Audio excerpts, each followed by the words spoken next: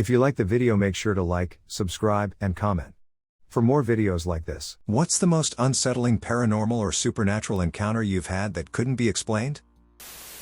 8-foot-tall shadow encounter. I've been seeing things my entire life.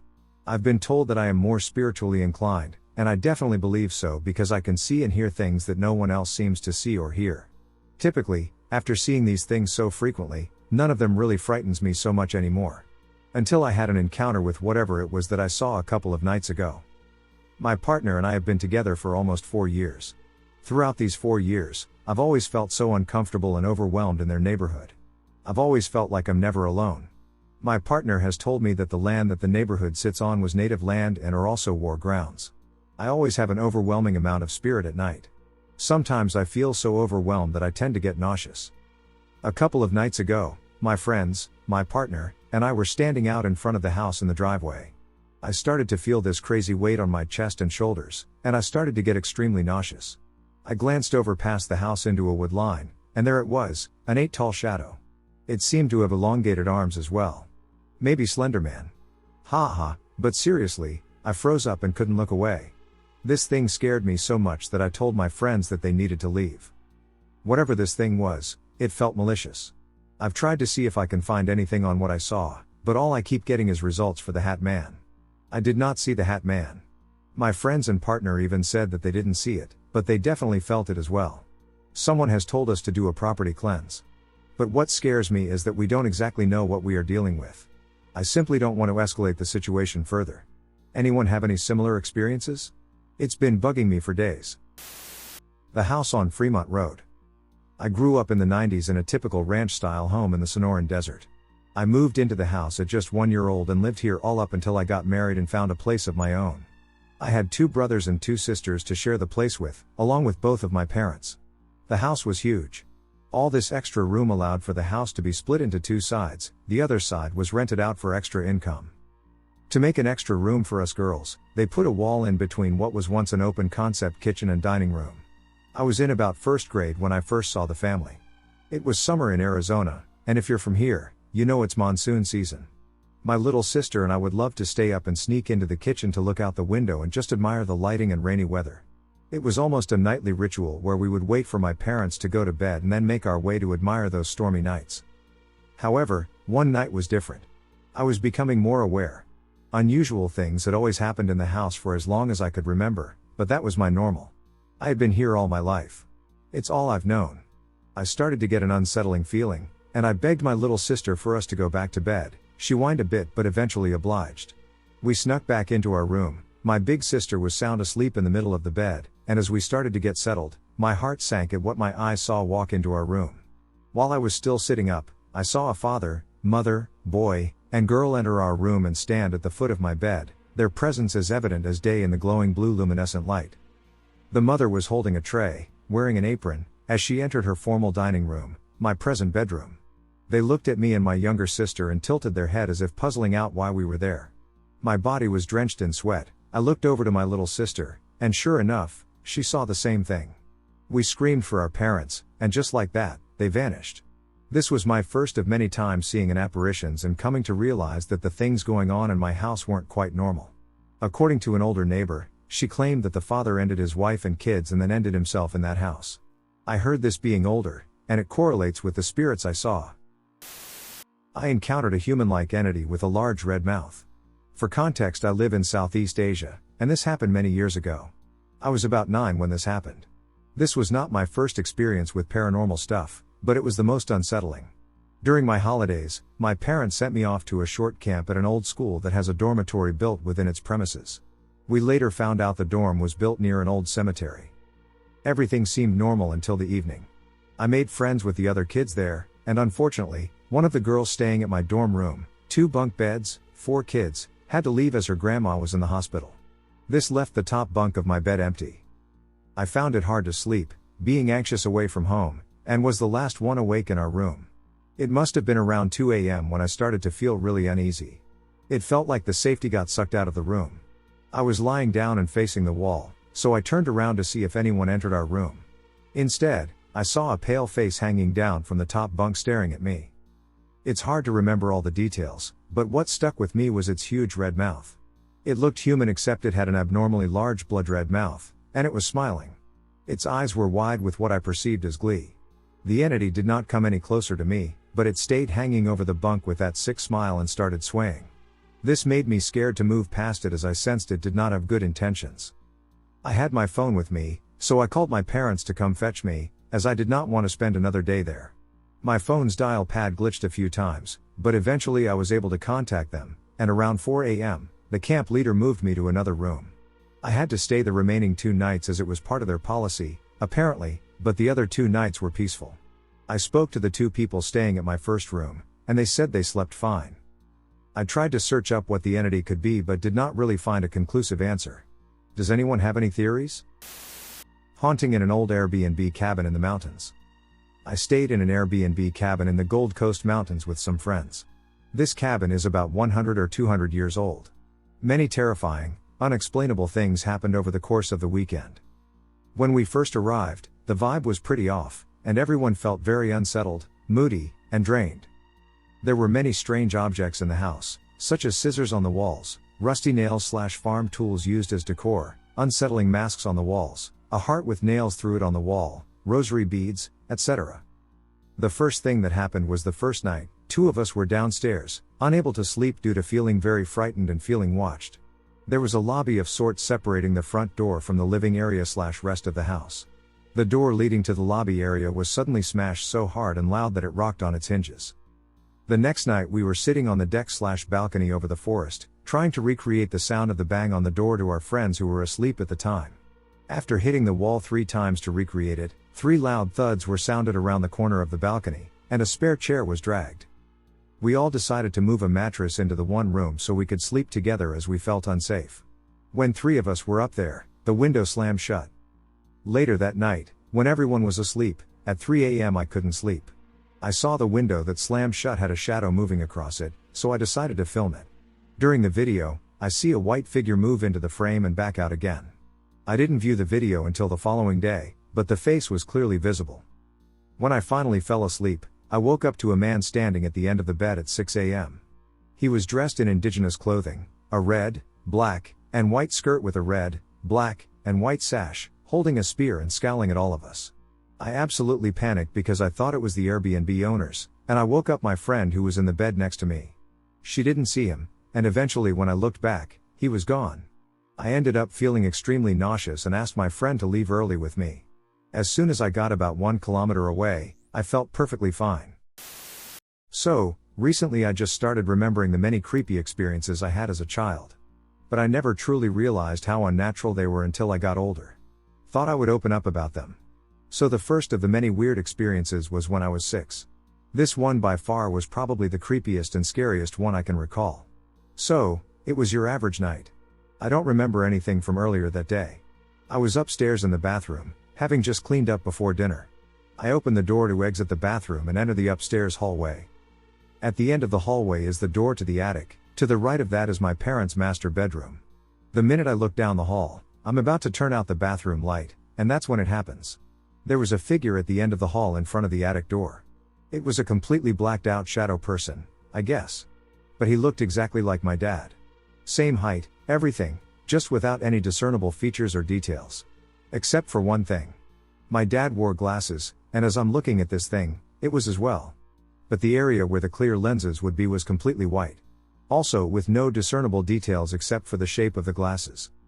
I was very smart for my age and quite perceptive, as I'm thinking to myself, wondering why my father was upstairs. That's when my blood ran cold. I could hear my father yelling to my mom from downstairs. She was making dinner in the kitchen. I instantly knew this wasn't my dad. I wanted to scream, but I couldn't. It's like this thing took control of my body. The next thing I know, I'm walking back into the bathroom and resting my head on the towel rack. The only thing I can remember after that was my mother calling me from downstairs. I am now 20 years old, but I can still remember this horrifying experience vividly to this day. And I've always wondered what that thing was that I saw. Why does it look like my dad? So if anyone has any insight on this and or what it could be, I'd love to hear it. A demon or a ghost? I was around 12 years old and sitting on the back of my dad's truck with the tailgate down. I was waiting on my friend to meet up with me so we could go do whatever 12-year-olds do on a weekend. It was a spring day in Georgia, so everything was alive and very noisy. Dogs were barking, birds were chirping, and bugs were screaming. After sitting there a while, everything goes silent. There wasn't a peep. I look around to see if there are any birds or dogs around me. There wasn't. When I turned back to look at the street, there was a black, misty, shapeless form walking from my neighbors, across the street from me, yard to their neighbor's yard. As I'm watching it move, I whispered in disbelief, "What the hell is that?" Apparently, it heard me because it stopped as soon as I said it and looked like it was turning towards me. Although it was shapeless, it was thinner while moving and kind of thickened out like a normal person would when you look at them head on. It stood there for what felt like an eternity and, I'm guessing, stared me down. My heart was beating very fast, and I don't think I was breathing. It started to move towards me and was about to step into the street when I heard my friend yell to me from up the street. The way the houses were built, she couldn't see the side of the street with the form. I snap my head to her, raise my hand so she knows I'm there, and immediately go back to look for the form. It wasn't there anymore. Once I saw that it was gone, everything came back to life. All the noise expected at springtime hit me at once, and I became extremely overwhelmed and started to cry. My friend reached me and saw that I was crying. She was, rightfully, confused and asked why I was upset. I told her everything that I experienced, and she got quiet. She told me she saw it not too long before I did at her house. She lived a street over, and told me that she was terrified during the encounter. She said it started to move toward her from her neighbor's yard, like mine, and into hers, and she was completely frozen. She broke out of that trance because her mom told her she needed to come inside for dinner. Because we were so spooked by that, we decided it was a good day to have a movie marathon. I never saw it again, but I do believe I had other encounters with it. So, was it a ghost or was it a demon? 3 mysterious knocks. Let me preface this by saying I'm not a particularly superstitious person. Last night, while I was putting my children to bed, we all heard 3 clear knocks on the bedroom door. The kids giggled and waited for my husband to enter as they assumed he was playing a prank. I, on the other hand, felt an unease. I shushed them and listened. I didn't open the door, I didn't call out. I felt almost frozen with anxiety/dread. Something didn't feel right. After about 2 to 3 minutes, I texted my husband and asked if he had knocked on the door. He responded, "No." He went to the front door because he assumed I meant it, then came to the bedroom and said no one was at the door. I let him know that we heard 3 knocks at the bedroom door. He asked if maybe it was the cat. No. Could it have been water pipes? No. He searched around the house just to be safe. Nothing. We had the kids sleep in our room because we agreed it was a little creepy. This morning, I googled, 3 knocks, no one there? I'm a bit alarmed to learn that this is a real phenomenon. So now what? Someone we know died or will die? Anyone have this happen to them? How did it turn out? My childhood house was pretty unsettling. Any thoughts?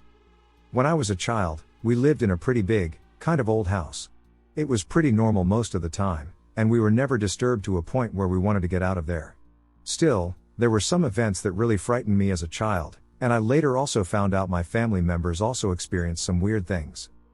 First of all, I remember being in my room, talking to a friend who's there for a sleepover. We're face to face, so I can see behind him. And for about a second, a dark figure, almost looking like those wraiths from Heroes 3, flew across the room. It was really fast, so I didn't get a good look. I was freaked out and told my friend and was positive I'd seen something, but eventually just shrugged it off as my mind playing tricks on me. I later found out that my sister had also at some point seen a fast-moving dark figure one time when she was outside and looked inside the window. This was in 2 different parts of the house, though. Another thing I noticed, which is even less solid, is that sometimes when I was downstairs playing on my drum set, I would really get the feeling something was in there with me, and at one point I swear I saw small orbs flying around me for a short period of time. I also saw sheets of paper move around a little bit, which was weird since no door or window was open, but again I just shrugged it off. What really disturbed me the most, though, was my own room. There was this intense feeling of dread and fear whenever I was alone in there. Something wasn't right. I would lie awake at night, being unable to sleep from just being paralyzed by terror, sweating and shaking. Then again, I was young with a wild imagination as well. I also felt this feeling in other parts of the house, especially downstairs, but it was never as strong as in my room. Being this scared caused me to just abandon it and start sleeping on a mattress in my parents' bedroom. This was fine until one day my dad got awful and threw me out. Eventually he calmed down and apologized and said I could sleep in his bed and he'd sleep in my room. The next day he just said to me he understood completely what I was talking about, that something did not feel right in that room. I don't know what to make of this, if there even is something to make. We moved out of the house when I was 12 years old, so I never got to researching the house or getting any real objective evidence. The only thing I know is that I think it was around 100 years old, and according to my sister, which could very well be fake just to scare me, there was an old lady who lived there and eventually died there. Apparently the tree in the backyard also died when she did. Shadow creature? What crossed our path that night? Please be kind here. I don't even like to tell this story because I feel like no one will believe me. I'm relatively new here, but seeing others share their experiences here made me finally think maybe it's time I tell mine. Side note, my friends' names have been changed for this story as they are still together and very reluctant to ever bring this up. This must have been around 2007. One night, 2 friends and I were out ghost hunting in a very remote little town in western New York. My friend Jane wanted a couple more pictures in the old cemetery, so her boyfriend and I waited in my SUV while she did her thing. It must have been around midnight, and we were parked on a back road, but there were some street lights up ahead. Jane was behind us and off to the right, but we could still see her and her flashlight. John and I happened to be looking up the road when, about 50 to 65 yards ahead, out from under the streetlight on the left-hand side, appeared a black figure in a wide-brimmed hat. He just appeared. It was blacker than black, more like a void. 100%, it was not a person. This being had absolutely no features, but we could make out the hat from the profile. It was a flat top hat with a wide brim around it. On my mother's grave, it took maybe 30 steps before it morphed, the only way I can describe it, into a black cat before it reached the streetlight on the opposite side of the road and disappeared into a field. Again, you could tell it was the shape of a cat, but it was just a black void. John and I stared at each other for about 2 minutes before we could even speak. When the time came, all he could say was, "You saw that too, didn't you?" We continued to sit there in absolute awe and sheer terror. Jane came back not long after, and I couldn't even move to unlock the doors. I was able to move my hand just enough to hit the unlock button and let her back in. She jokingly said, "You both look like you saw the devil himself." John was a huge guy, very tall, muscular, and intimidating.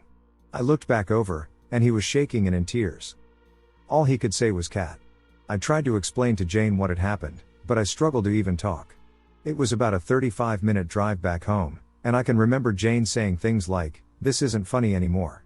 You guys are scaring me." John insisted we take him to his church, where we both said a prayer to Mother Mary at the outdoor statue. While he continued to pray, I tried to explain to Jane what we had seen. I remember telling her and thinking how crazy I sounded. To this day it still gives me a chill to my core. Whatever it was not of this earth is all I know. A part of me wants answers so badly, but then I keep thinking maybe I'm better off not knowing exactly what it was. Jane and I lost touch over the years but did reconnect eventually. We talked about that night as it was always the elephant in the room. She told me that following that incident, all of the crosses in her mom's house would randomly turn upside down for a couple of weeks after this happened to us. It only stopped when Jane's mom went around the house very deep in prayer and blessed it. Jane and John lived with her at the time. Did something follow them home? I've never seen anything like that again, and I pray I never will. Thanks for letting me share here. I have had some terrifying events happen in my life, but the most unsettling was just a few years ago. We haven't had any paranormal activity in our apartment in the last 10 years outside of whatever you want to call this, so it really struck me as strange. I'm in the kitchen doing my work thing, and I've got to grab something from the office. I go down the hall and see my wife sitting on the bed in our bedroom. I'm in a hurry, so I go, "Hey, babe," and just go print my shipping label or whatever. She didn't say anything back, so I thought she just didn't hear me. I do my thing, and then I walk out and see her sitting on the bed facing the door, just staring as I pass by. I had something on the stove, so I just kept doing my thing. I eventually needed something, so I yelled really loud so she could hear me down the hall. Like 8 feet away from me I hear her go, "Jesus Christ, I'm right here, what do you want?" I asked how she got from the bedroom so quickly, and she said she was there in the living room working this whole time. I grabbed a bat and went to confront whatever was in the bedroom that looked like her, but of course nothing was there. I didn't get much sleep the next few days. It still kind of messes me up talking about it. I know how it sounds, but I know what I saw. Whatever was sitting on the bed that looked like her was not human. Mimic a true story. A guy named Sam lived in the city and rented a 2-bedroom apartment because he hated being alone. He moved in a lady and her young son. One afternoon she told Sam she had experienced something, and she was very afraid. One night while walking to the bathroom, she saw a tall naked man walk down the hallway and turn into the kitchen. Sam asked, "Where did the tall man start?" She said it looked like it was coming out of his room. She was terrified and ran into the bathroom. When she exited the bathroom, she didn't see the tall man. Neither Sam nor the woman had anyone over. Sam said he felt like he was being watched but dismissed it as childish. The lady stayed at his apartment for a few months, and nothing else happened to her. She worked the second shift, while he worked the day shift. Sam would be asleep when she came home. Sam would wake up to her sitting on the floor in his room. She would just talk away. He figured it made her feel safe, so he didn't complain. He kind of enjoyed it himself. This carried on for a few months. The lease was up, and it was time to move. The woman had rented a place with her new boyfriend. Sam expressed his gratitude to the woman for her assistance in covering his rent and other expenses. He also thanked her for the late-night talks and said he was going to miss them. She was confused and didn't know what he was talking about. She said she usually goes to her bedroom. "Why would I be in yours?" she said. Sam had no clue why she would be in denial. Sometime later he thought about the tall, skinny man and wondered if that was who he had been talking to. Somehow he looked like her. That's nuts. Or maybe Sam lost his mind? A trickster ghost? Demon maybe? Either way, Sam never slept the same again. I'm Sam, by the way. I just changed my name. Oh, man, when I was young, we used to live in a 2-story house. Both my mom and dad had a tendency to see things. My dad ignored it for the most part while mom tended to do things when it happened. My dad saw it first. It walked at the end of their bed, then towards the balcony door, while my mom saw it through the mirrors. My dad scoffed at it, but my mom thought about blessing the house when it happened but never did since it didn't do anything. At some point in time, I finished taking a bath, changed my clothes, and went to a mirror to start combing my hair. When I blinked, I saw this thing standing behind me. At the time, I did not know what it was, so I just immediately looked back really fast, but nothing was there. Looked at the mirror and blinked a few times but nothing. I got scared, went down, and told my sister, but my sister just funnily joked about it and told me to forget it. Now, in that house, my sister and parents slept upstairs while I slept downstairs on a sofa. On that sofa, I had a clear view of the stairs. Every day during the night when I watched TV, I kept seeing legs just standing at the top of the stairs. I thought it was my mom, so I called out to her, but the legs just disappeared. At that point, I was scared. As the days passed, the legs I saw started to go further and further down. I told my parents and my mom went and called a priest to bless the house.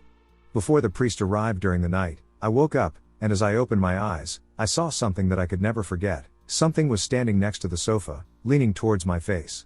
The face was completely empty, but the eyes were just deep and black. I wanted to shout and move, but my body couldn't. At that point, I just closed my eyes and forced myself to move. When I was able to move, I started reaching for the lights. The moment those lights opened, I shouted so hard my parents ran down the stairs. My eyes were still closed the entire time, but I knew the lights were open since I could see the light piercing through my eyelids. I told my parents what was wrong, and my mom just went ahead and started praying. My sister, on the other hand, just started yelling at the stairs, calling to my mom, telling her someone was on it. At this point my mom just started moving really fast, grabbing rosaries and candles, and told my sister to go through the thing and go to us. We started praying until like 5 a.m., and when the sun started to rise, we just left the house, went to church, called a priest, and told him to go to the house and bless it with grace. After that, all those incidents subsided. There were some occasions when my dad could see it, but only near the balcony. We still don't know what it was since my dad saw a white lady. The same goes for my mom, but I and my sister just saw a gray and black figure. We moved away from that house around 2015, while the new tenants that started living there started to see it and just went ahead and blessed the house a second time. They told us no incident has happened since. It was around 2006 when it happened, and I was around 12. Unsettling animal encounter. I was driving back from Austin last year, heading south through Hayes County. I don't like to drive on highways, so I took the scenic route through the towns. It was probably around 10 p.m. It was a pitch black night, with no lights along this particular stretch. Along the right side of the road, there was a very long white picket fence with a large pasture on the other side. Very faintly, I saw a large white animal running full speed toward the road on all fours. It must have been as big as a tiger or lion, possibly bigger and longer, but very similar to the Borzoi or Afghan hound breed of dog. I didn't get that great a look at it, but that's the closest thing to it I could find. It was timed so that it reached the road a few seconds after I passed it. I looked back in the rearview mirror but could not see anything. I'm guessing it was probably a lost dog running around at night, but it was still very creepy. To be driving at night and see a huge white animal running toward your car out of a field in complete darkness. As I mentioned earlier, it was likely just a dog. But still, I slept a little less soundly that night. Unsettling experience my parents and nanny had. When I was younger, I lived in this enormous and open 2-story house for 9 years with my parents, my 3 siblings, and my dad's cousin, nanny figure. This house gave every single one of us horrible vibes, and honestly, it was exhausting how anxious and uncomfortable we felt every night. We would hear someone or something banging around continuously upstairs while everyone was downstairs. All of my siblings and I had horrible nightmares basically every night, and at one point, my younger brother even mentioned a tall, faceless man with a top hat befriending him. He was around 2/3 at the time, and we'd even catch him running around our pool table laughing his head off as if he was being chased by someone or saying random ass phrases that he claimed the man told him. However, one particular experience still evokes chills in my mind. As I mentioned, my siblings and I would constantly have nightmares, and because of this, we would wake up crying often, most of the time getting out of bed to go find comfort with one of the adults. So one night, my mom and nanny are downstairs watching TV, while my dad is upstairs in the master bedroom sleeping. All of our bedrooms except nanny's were upstairs, when they both hear the stairs creaking and a child crying as they walk down. Anticipating another nightmare, one of us rises to meet the person approaching from halfway. As they got to the stairs, they stopped and realized no one was there, and the crying and creaking had completely stopped once they reached the area.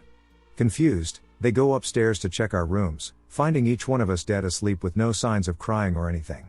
Obviously now spooked, they go back downstairs and try to laugh it off, thinking maybe they were both somehow worn out and coincidentally thought they heard the same thing. However, the next day when they basically shrug off what happened the night before, my dad randomly asks them, "Who woke up yesterday?" They instantly feel creeped out again as they realize it wasn't just them who heard whatever was coming down the stairs and tell my dad about what happened, which then obviously spooked him too, since he also heard what he thought was one of us crying and walking downstairs. Although it may not rank among the scariest events, it still evokes a sense of dread in me, prompting me to share my thoughts. It's worth noting that we never ventured into the attic of that house, and we even covered the entrance with a wardrobe, as the most unsettling feelings in that house were concentrated in the areas closest to it, particularly in the master bathroom, where the majority of the attic was located.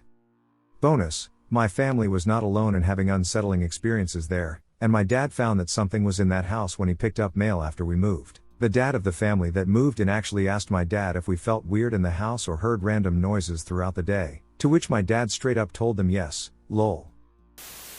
Not my mom's voice. This is the only time I've ever encountered anything paranormal, and probably the reason I have dug as deep as I have into folklore/mythology and paranormal encounters.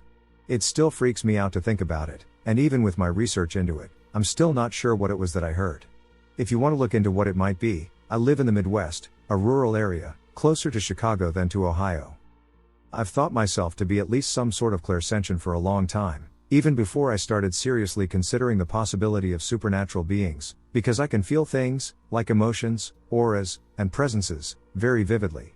I bring this up because when my encounter happened, I sensed nothing. No malicious energy, no presences, not even a bad gut feeling. Not until the very end, at least. It happened around dusk in the early summer. I was in my room, messing around on the internet when I heard my mom call me from downstairs. Our house isn't soundproofed at all, so I can usually pinpoint where she is in the house when she calls me. This time, it sounded like she was close to one of the outer walls, near our kitchen and back door, which happens to be directly below my bedroom window. I went to see what she wanted, but to my confusion, she wasn't where I'd heard her. I walked over to the back door, and put my hand on the knob, thinking she might be outside. Then I heard her voice behind me, in the living room. She asked what I was going outside for so late. I took my hand off of the knob. She was actually on the other side of the house, watching TV. I asked her what she wanted, and she said she didn't call me. She said she didn't hear anything either. Weird, I thought to myself, but I wasn't getting any bad feelings, so I just brushed it off. I went back to my room. For context, my bedroom door directly aligns with my window. I stepped inside my room, and I turned away from my window to close my door. Then I heard it. 2 distinct knocks on the window behind me. They were slow and deliberate. My room is on the 2nd floor of the house. There are no trees around, or any sort of ledge. That's the exact moment I felt it. My stomach sank, and I knew something was looking at me through that window. It paralyzed me with fear for a few moments, and I decided that if I looked at the window, at whatever was in the window, that I would die. I was going to have to pretend that nothing was wrong. So I did. I ignored it until I was out of line of sight. And that was it. After that, I stayed out of the woods for a while, though.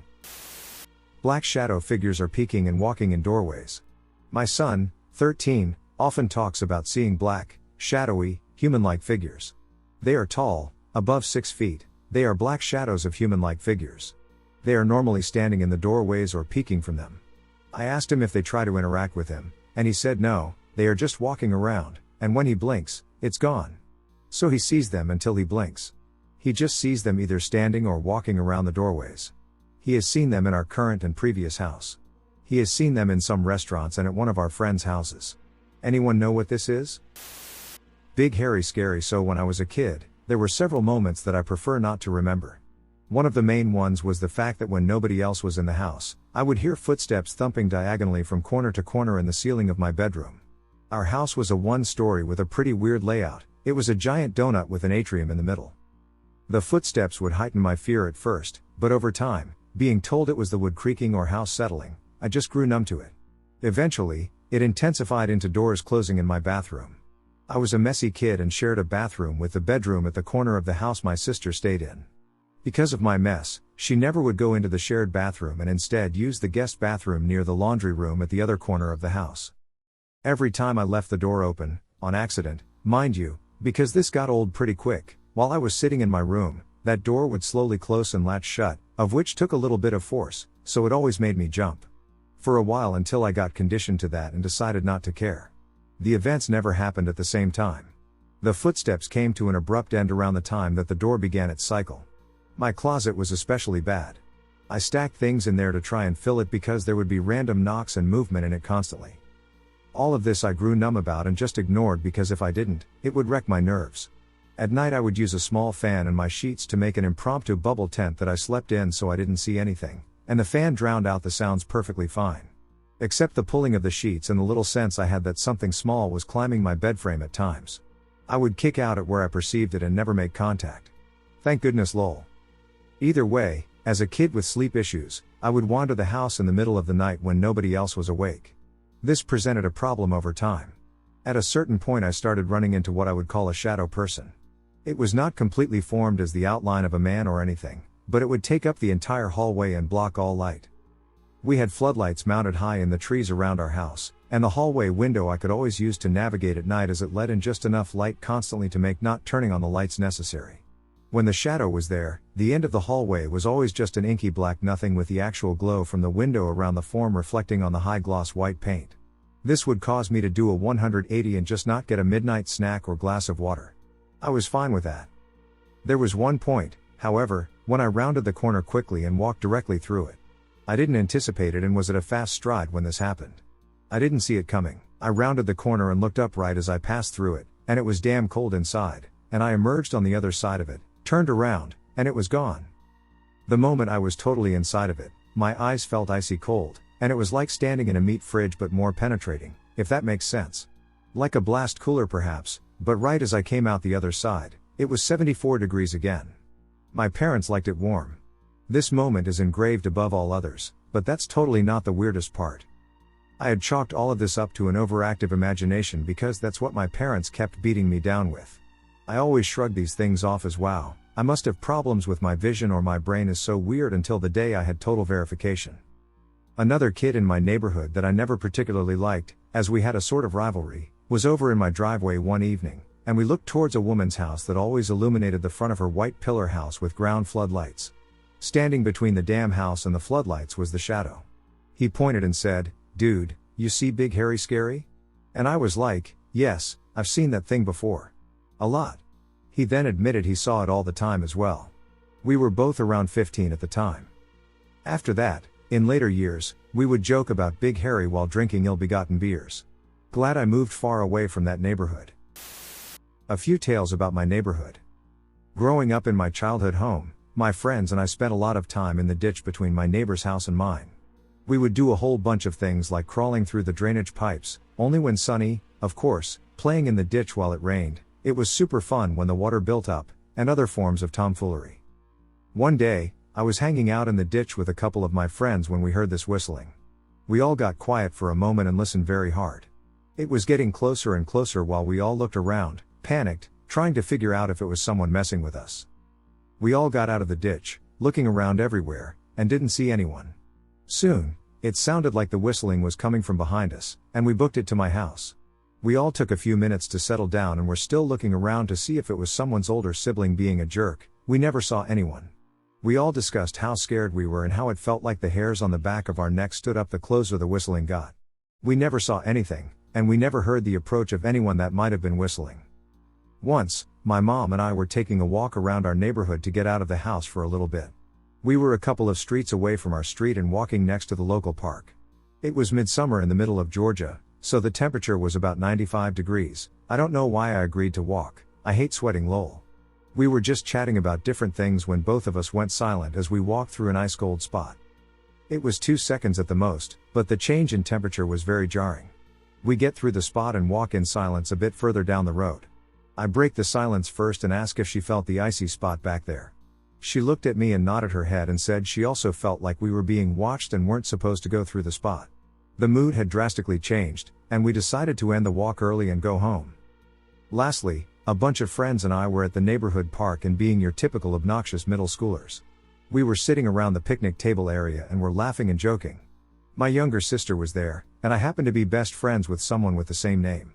We're all laughing and joking together when suddenly, a few of us hear something calling my sister's/friend's name. We aren't sure who it was directed at, so I put both to be safe. Those of us who heard it the first time quickly told the others to be quiet and listen. We heard it again and more clearly because everyone was quiet now. It was very unsettling the way the name was said. None of us could tell the gender of the voice or pinpoint where exactly it was coming from. It kept saying the name over and over, getting more drawn out each time it was said. There were a few other kids and parents at the park in the play area, so we figured it was one of them calling their kid. However, we were all watching them, and they were on the other side of the park, which means they would have had to be yelling for us to hear them. This voice that said the name was not yelling. After that, we decided to go our separate ways and go home for the night. We didn't go back to the park for a while. Those are just some of the stories that come to mind when I think back on living in that area. A few nights after moving into my new apartment, first place moving out of home, I remember everything being dark with a low light filtering through the window. We were on the 3rd story. I woke up and couldn't breathe. This wasn't new for me, as I have sleep paralysis. I don't even get scared of that now and just wait until I can breathe again, but this night there was a huge weight on my hips. I look down and see nothing but black, where I should have seen a window a few meters away. As my eyes adjust, I make out the outline of a man straddling me, all shadowy, with dim white eyes, but his head had huge ram's horns. Whenever I get sleep paralysis, I'm able to make a whine in my throat, loud enough for my boyfriend to wake me. I start to try, but the shadow figure places one hand over my throat and silences me, and the other on my wrist to stop me tapping my BF with what little movement I had. I used all my strength in my other hand and scraped on the wall trying to alert my housemates, but they were asleep and couldn't hear. The man leaned right down, and his horn scraped the wood of my bed head. I felt his breath on my neck as he chuckled and said, "You won't make it out." He then stopped holding me down, stood, and walked into the corner of my room that is covered by shadows. This ordeal went on for around 2 or 3 minutes. I was finally able to take a breath and started shrieking. Somehow my pajama shirt had unbuttoned 3 buttons as well. My partner woke and took care of me, but I wouldn't sleep there for over a week. When I finally returned, I would get the feeling of hands on my throat and wrist again, hear breathing, or see shadows of the man with horns walk by my windows at night, but I lived on the 3rd story of an apartment block. Oh, and the scrape on my bed headboard? Still there in the wood. Needless to say, I broke my lease and noped my way back to my parents' house. I wish I was kidding and made this up to scare you. Unfortunately, this is every bit a true account. People might not believe me, but if anyone else has seen this man, who is he? Help. Unsettling night, my mom's mimic voice. Hey everyone. I wanted to share this spine-tingling experience that happened to me during my sophomore year of high school. It was around fall, and my then boyfriend and I were watching Ender's Game at my place. We were home alone because my mom was at the hospital, visiting my aunt on her way back from work. As we watched the movie, the sun had already set, and I suddenly heard what I thought was my mom opening the front door. Her footsteps, the dog's excitement, and her presumed trip to the garage for a smoke seemed like a typical evening routine. My boyfriend even noticed and said, "Your mom's home," to which I casually replied, "I know." I thought nothing more of it. However, time passed, and she never came inside. So, I decided to check the garage, but the door was locked, which felt strange. I unlocked it and peered inside, only to find it shrouded in darkness. My unease growing, I proceeded to her room, but it was eerily empty. That's when I went outside and realized her car was gone from the driveway, as if it had disappeared into thin air. Puzzled and worried, I called my mom, asking if she had come home and left again. Her response still haunts me to this day: "No, I'm just leaving the hospital now." Why? What's going on?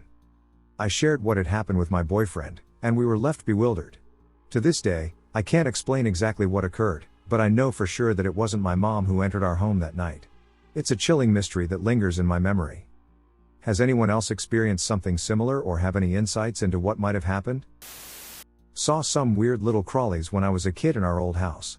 We used to live in a quaint little house in which each of my family members and I all saw or heard some weird crap. But these things were the most striking. As a kid, our bottommost, unfinished basement gave me the creeps. I'm not sure why to this day I was so creeped out by it.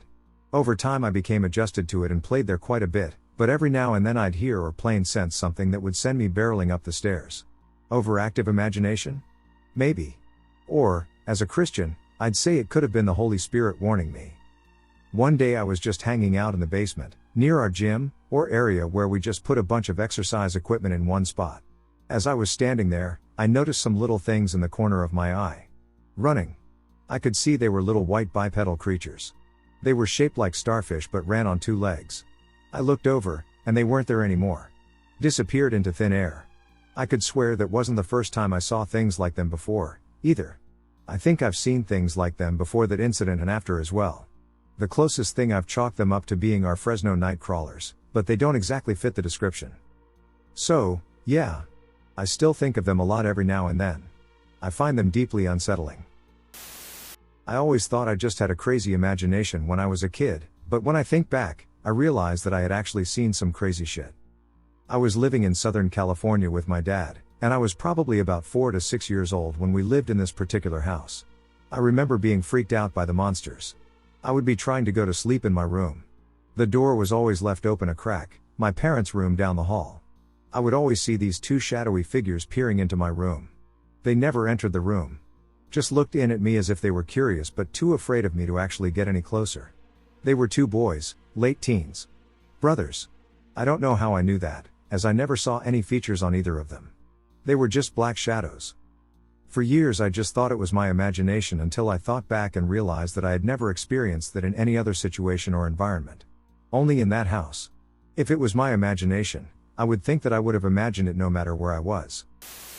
My family finally believes me because my nieces are now experiencing the same things I did growing up. I'm new to this, so I apologize if I'm doing something wrong, and this may be a little long. I just have to put this out there in hopes that someone can understand. My whole life, up until I was 23, I lived in the same house and in the same bedroom. I believe they built the house in the early 50s on an old dairy farm. It's important to know my room was across the hall from the steps to upstairs. At the top of the steps was a landing/medium-sized room that was used as an office, then storage, and now my niece's room, then a small hall that was open to the steps via a railing, and then a bedroom. I experienced so many odd and unsettling things in that home up until I moved out. When I was 5, I woke up to the feeling of someone sitting at the end of my bed and then holding my legs down. I would wake up to the sound of someone tapping on my windows, and there wouldn't be any sign of them when I had the courage to look. I would hear scratching on my walls. My cats, who slept with me, would freak out, stare into corners, and growl at the walls of my bedroom. Elsewhere in the house I watched lights turn off and on, cabinets open and close, and witnessed the volume go up and the volume knob physically turn on our stereo system. Several times as a teen, I woke to a young man sitting cross-legged at the end of my bed mouthing words I could never make out. After he stopped showing up, I started seeing a black mass moving around my ceiling, and it felt like it had eyes. Out of everything, nothing scared me more than the room and the top of the steps, the room I had to go through to get to my parents' room. Even with the light on, it felt like something was lurking up there, and it hated me, and if it had the chance, it would hurt me. Sometimes I could feel its hands on me. I had to keep my door closed all the time because I could feel its presence, and there was no door at the top or bottom of the steps, so mine was the only barrier I had. When I was 9 to 10 years old, we were doing some major renovations over the summer to the house inside and out. My parents would leave me home alone often to go to Lowe's or Home Depot, and it just seemed like they were always gone that summer. One of these times I was walking out of the bathroom that's at the end of the hall between my room and the stairs. For some reason I stopped dead in my tracks and felt like I was being watched. I turned and looked up the stairs and saw a little girl looking through the bars of the railing. She had huge eyes, and her skin seemed blue, and her dark brown or black hair was dripping wet. Looking back at it all, I could see her hands grabbing the bars and her head. For some reason, the rest of her body just wasn't there. She disappeared, and I ran through the house, grabbed the home phone, and went outside to call my mom. I could hardly talk and just wanted them to come home. She didn't believe me and just thought I was making things up or seeing things.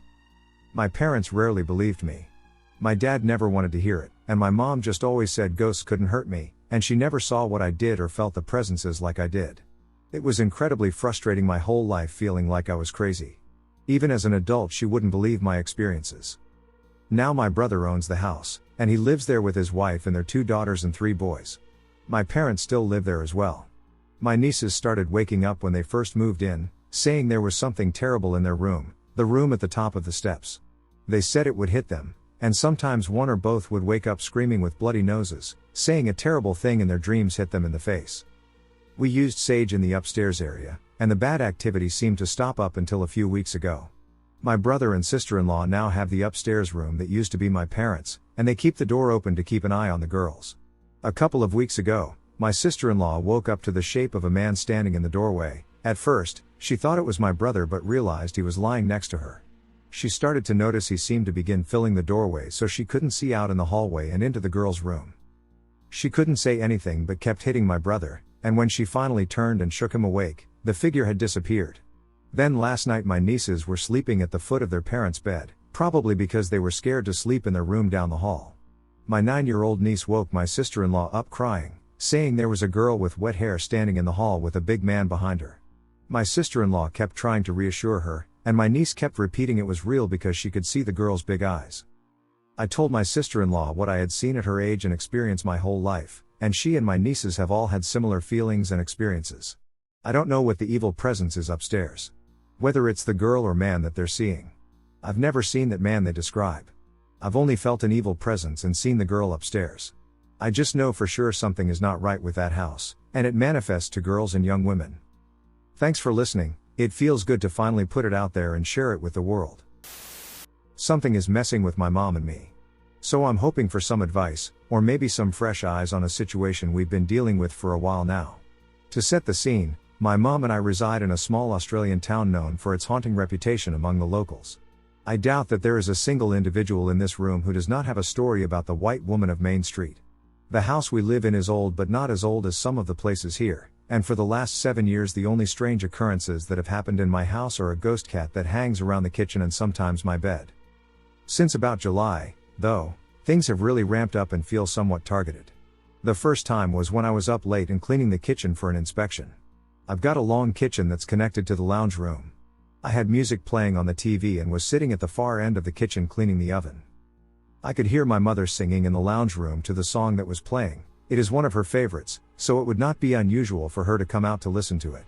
I heard her say my name from the door, but I had my head in the oven, so I didn't see her. I just called back asking what she wanted. She didn't answer, so I sat back and looked at the door and called out again. I got no answer. So I got up to search for her. My mom's mentally ill, and I'm her carer, so her calling me and wandering off isn't exactly unusual. I found Mom sleeping soundly in her bed.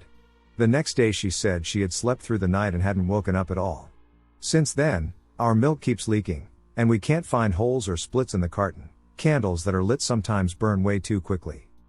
Our pets have been agitated. The same song keeps playing randomly, even when there are other apps open on multiple devices, and while I was away over the weekend, Mom heard me come through the front door and call her a full day before I returned.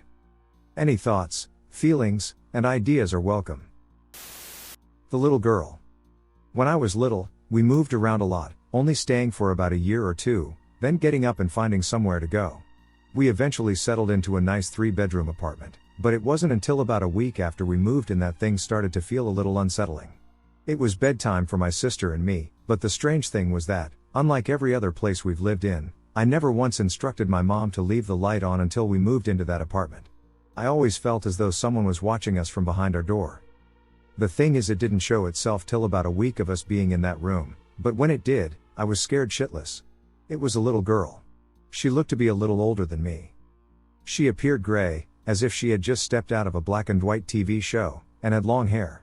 She was dressed in a dress from the 80s or 90s, but her eyes, which were so intensely red that they resembled blood, gave me a heart attack.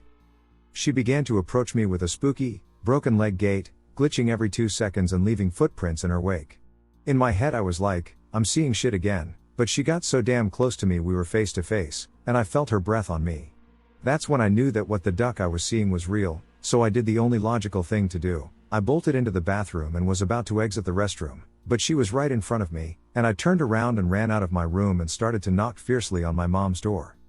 I was dumbfounded and had to turn around when I saw the girl behind my door, her red eyes staring at me.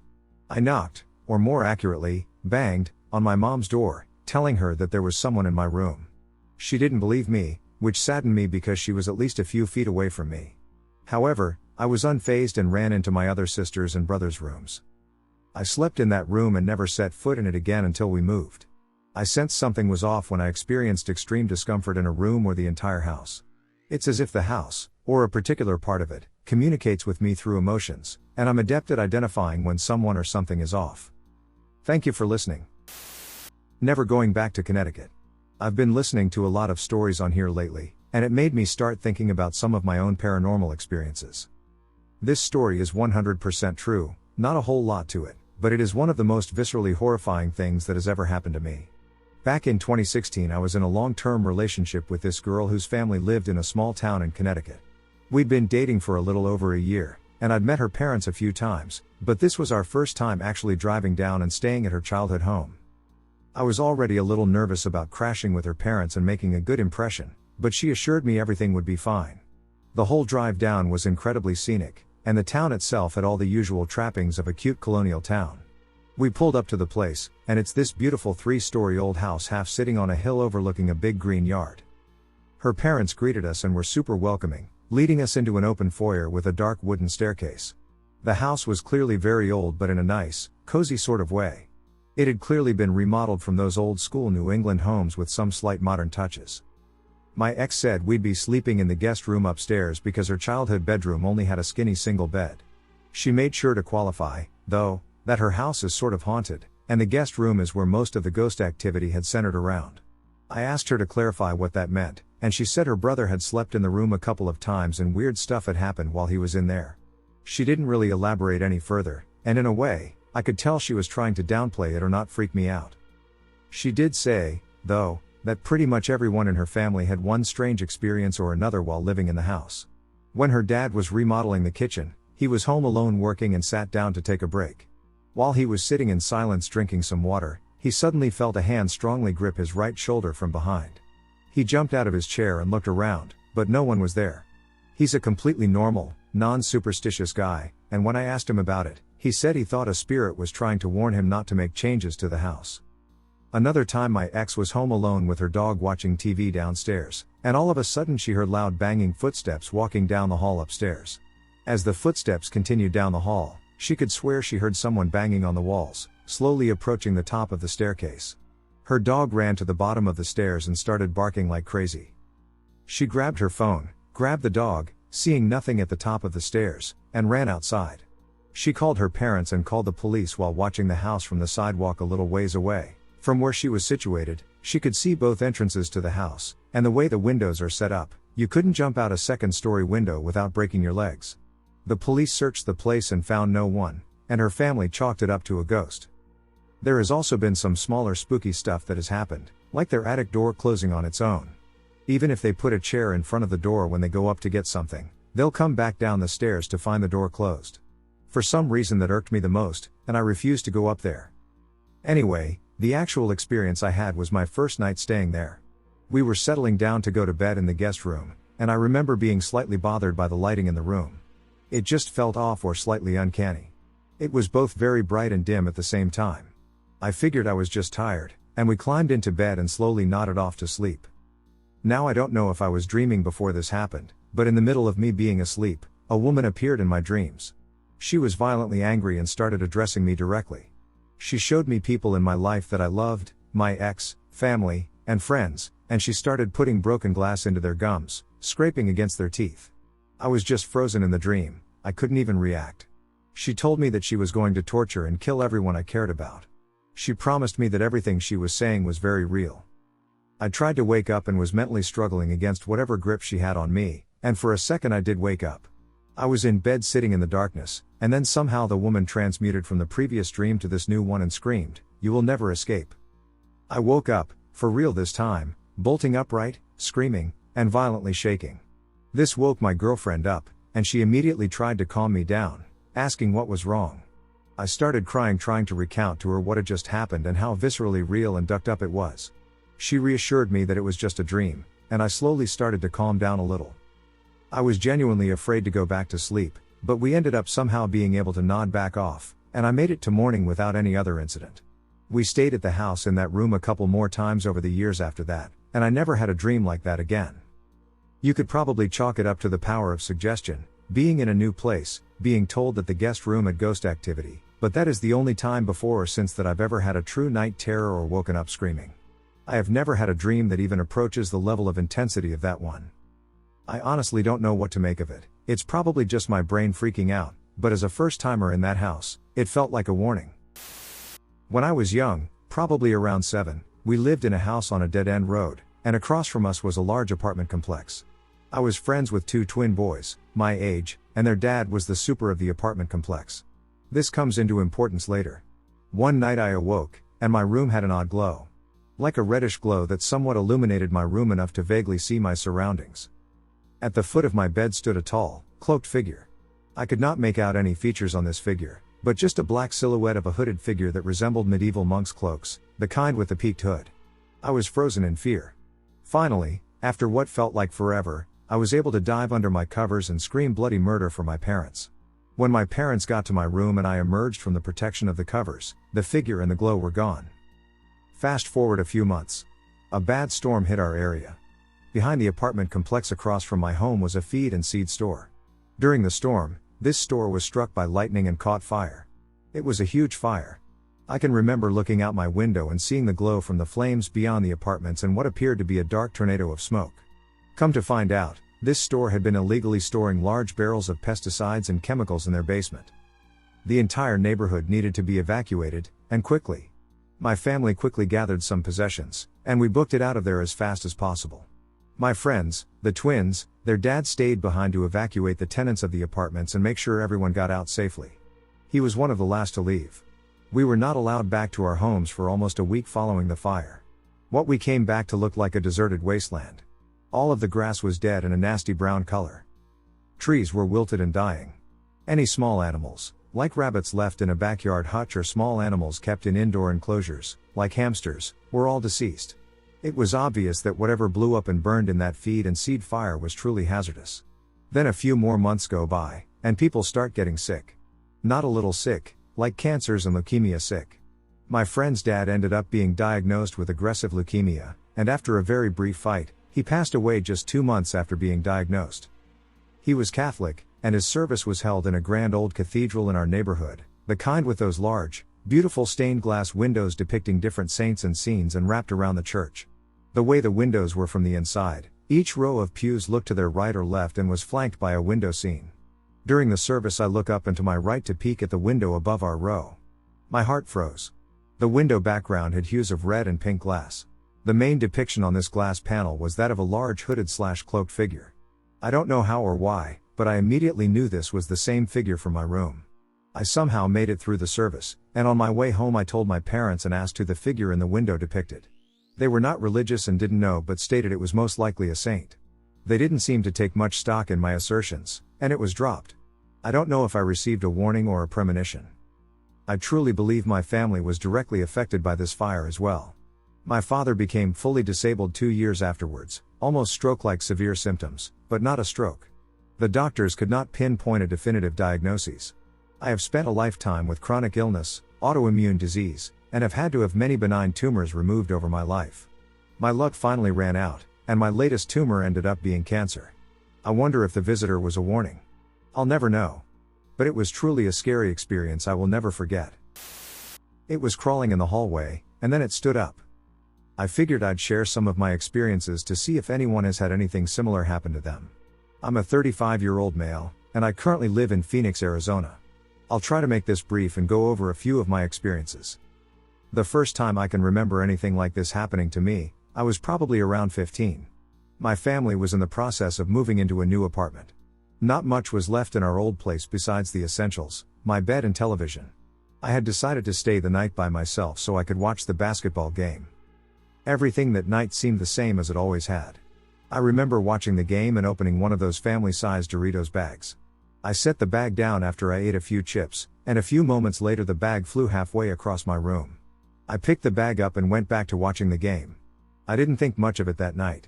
Maybe I didn't want to think about it at all. At our new apartment, the only thing strange I remember seeing would be out of the corner of my eye. My dad had a big, bright fish tank. I would routinely see the light being completely blocked by something walking in front of it. It would happen while I was in the kitchen doing dishes and also while I was in my bedroom playing Xbox. One other thing happened to me that I can't explain. I got really lightheaded one time, and my dad laid me on the couch in the living room. All I could see was white. I heard, "We are all around you." It scared the living crap out of me, and I just remember thinking I'm too young to die. Fast forward about 6 years. I had just met my future wife, and after a few months of dating, I had decided to move in with her. We were lying in bed one afternoon just hanging out. I heard a deep male voice directly in my ear tell me to get out. I looked at her trying to process what I just experienced. "Did you just hear that?" I asked. "I heard something, but it wasn't loud enough to make out," she told me. We were less than a foot apart, and it was as if someone was yelling directly into my ear, but she couldn't hear what it had said. A few months later she was driving me to work around 2 a.m. What she told me sent chills down my spine. She said she had woken up earlier in the night and something was talking to her. She couldn't understand what it was saying. It was a language she wasn't familiar with. The thought of something I couldn't see that close to where I was sleeping was very unsettling. About a year later we had moved into a new home. I awoke one night to a shadow figure standing above me.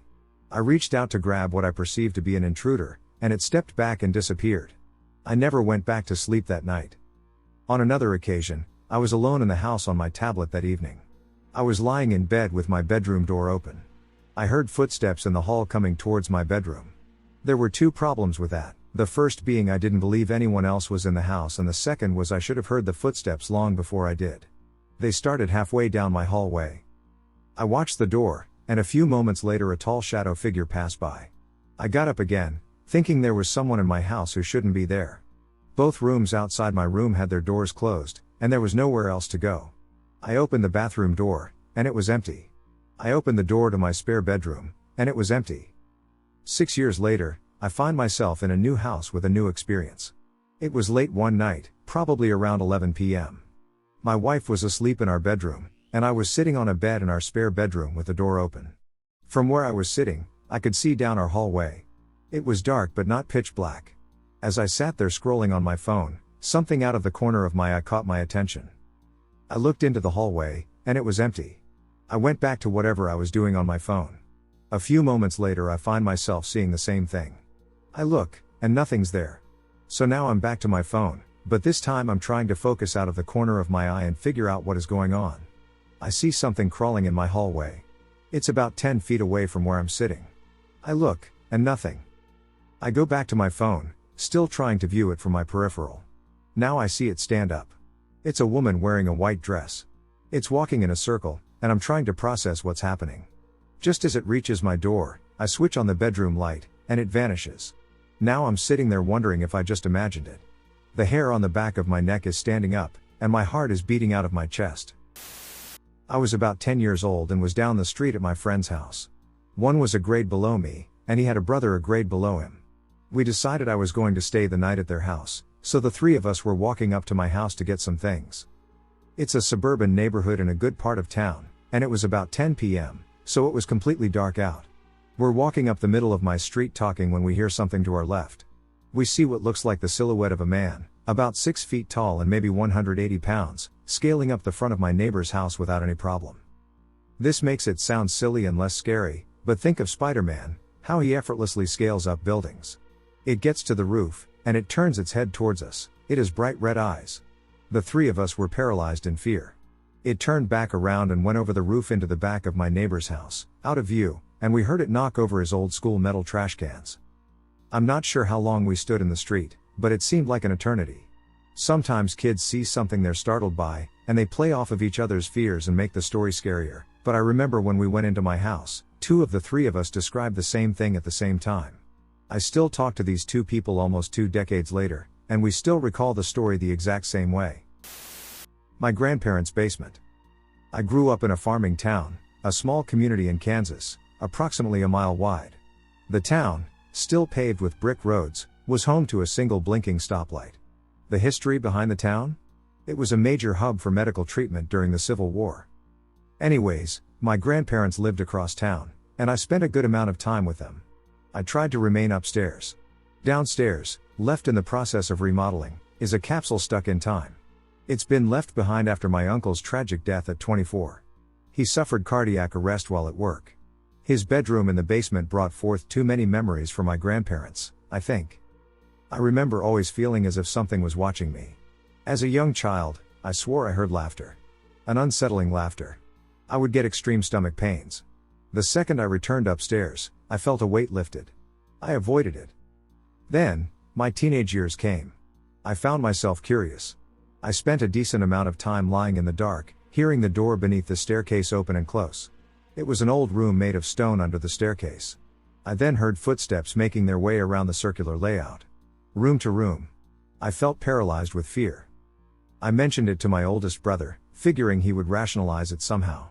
Instead, he told me that when he was younger, he ran downstairs to get a toy, only to return to the top of the staircase to find the door locked. He said he felt so afraid that he couldn't get the courage to look behind him. But he felt like it was getting closer. He felt physically sick. He told me that a few years later, he saw a man with red eyes standing by the staircase. He felt paralyzed with fear. He urinated on himself and vowed never to spend another night down there. I asked my grandma if she believed it to be haunted. She said she did. But she made peace with whatever it was by not going down there. My grandfather, a Vietnam vet, would smirk and avoid the conversation. But I know he saw something.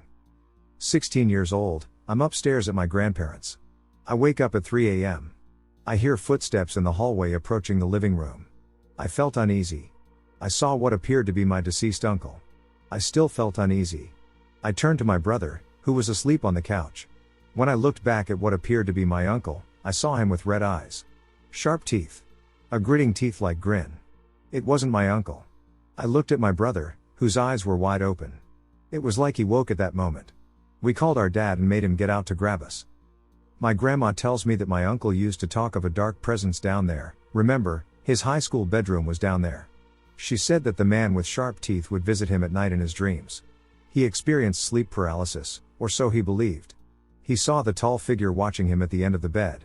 Heard strange footsteps coming down the stairs. Laughter. Unsettling laughter. He mentioned that he felt like he was going to die young. He did. Full-blown cardiac arrest at 24. Unexpected. It devastated my father and grandparents. They all turned to alcohol as a coping mechanism. My grandmother suffered a stroke that left her wheelchair-bound. Fast forward, I'm 22. Living out of state. My baby sister is living at home, and my stepmom calls to tell me that my sister locked herself in the bathroom after being in the basement. She was hysterical. Bawling. I still haven't talked to her about it. I know that she saw something, and whatever it was, she wanted to bury it. I have only been down there a couple of times since. I always feel like someone, is watching me. I feel it as I'm coming up the stairs. My heart races. It's like whatever it is breathing down my neck. I believe that whatever it was, something like it followed me in some regard. I would wake in the middle of the night to see a woman walking out of my bedroom. I didn't feel afraid.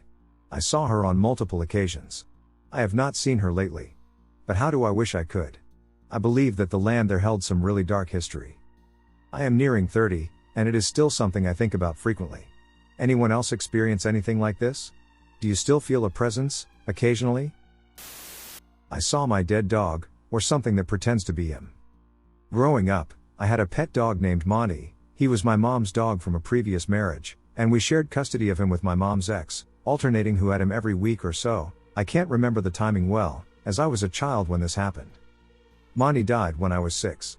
I was in the room when he died and witnessed the whole thing, from his last breath to him lying on the floor motionless with his eyes open, staring at me. It's a sight I don't think I'll ever forget. I'm uncertain about the exact duration after his death, but I am certain that it occurred at least a few weeks, possibly even a few months later. However, it is a night I will never forget. The night started as normal. I had tea, went up to bed, and fell asleep. I woke up at some time past midnight. This I knew, as both my parents were asleep, and my dad came to bed much later than my mom and I. As I lay there awake in my bed, I realized I needed the toilet, but something was bothering me, a feeling I had to stay in my bed and hide. After a few minutes of staring through the crack of my slightly open door, with the feeling of dread only worsening, I got desperate and eventually decided to risk it and go to the bathroom. I grabbed my headlight, turned on the torch, and placed the band around my head. Taking a final look before pulling back my duvet and jumping off my bed onto the cold wooden floor. I headed to the bathroom, and once I had finished, I washed my hands and dried them off. On my way out of the bathroom, I closed the door slowly and quietly, not wanting to make much noise, when the horrible feeling returned full force. I remember turning round with the light of my torch facing the stairs when I saw a figure so black it was like a void. It was moving up the last steps and onto the hallway. I stood there frozen when my torch suddenly turned off. I panicked, pressing the on/off button repeatedly to no avail while the figure moved closer. It looked like it was on all fours, and the outline was that of my departed dog, but at the same time it was constantly changing shape, almost like a blob of water trying to stay together. Even though I had no light, I could see the figure moving, like a shadow of darkness itself. The figure was reaching the gate, getting so close, while I was still frozen like a statue from fear. I was shaking just staring at this thing until it reached the gate and somehow started moving through the metal bars. At that point, I screamed and screamed. I was screaming so loud I didn't hear my mum get out of bed and open the door. She turned on the light and pulled me into her arms. I was just a crying, shaking mess. "Monty," I shouted as I pointed down the hall. "There's nothing there, Aaron," she said, trying to soothe me. "There's nothing there." Confused, I pulled back slightly to look for myself, and she was right, the figure had gone. At that moment, my torch came back on, and the feeling of dread started to subside. Everything was silent and calm. To this day I don't know what I saw, but something is telling me it wasn't my dog. I'm 16 years old and recently moved to Canada from Fiji, where I lived for 15 years. When I tell my friends stories and experiences from my island, they don't believe me at all. Well, I don't really blame them, as they all lived a common life in a common city where nothing special happened. I miss home, but I'll tell you some of my experiences and my family's. It's up to you to believe me, but I swear on my life these are true. Fiji is quite a hot spot for paranormal activities, as it is a spiritual land. I'll tell you each story in paragraphs. The bamboo spirit. So basically there are hundreds of cases where people go missing in the middle of the night for days and are found sitting in the middle of bamboo patches, which are in the forests. This actually happened to 2 people I know. The first one unfortunately died. He went missing for almost 2 days out of nowhere, and his body was found on top of a bamboo stick pierced through his stomach. Yes, I'm not joking. How he got us there will always be an unknown, but that's the creepiest of them all. He was a student of my dad, who was a teacher. Another time a native friend of mine was found sitting under a bamboo patch deep in the forest. He was found after a day with the help of the entire village. Thank God he was just unconscious but was sitting in an upright position, according to his family. He was taken back to the village, and when I saw him in school, he claimed to have no memory of the entire incident.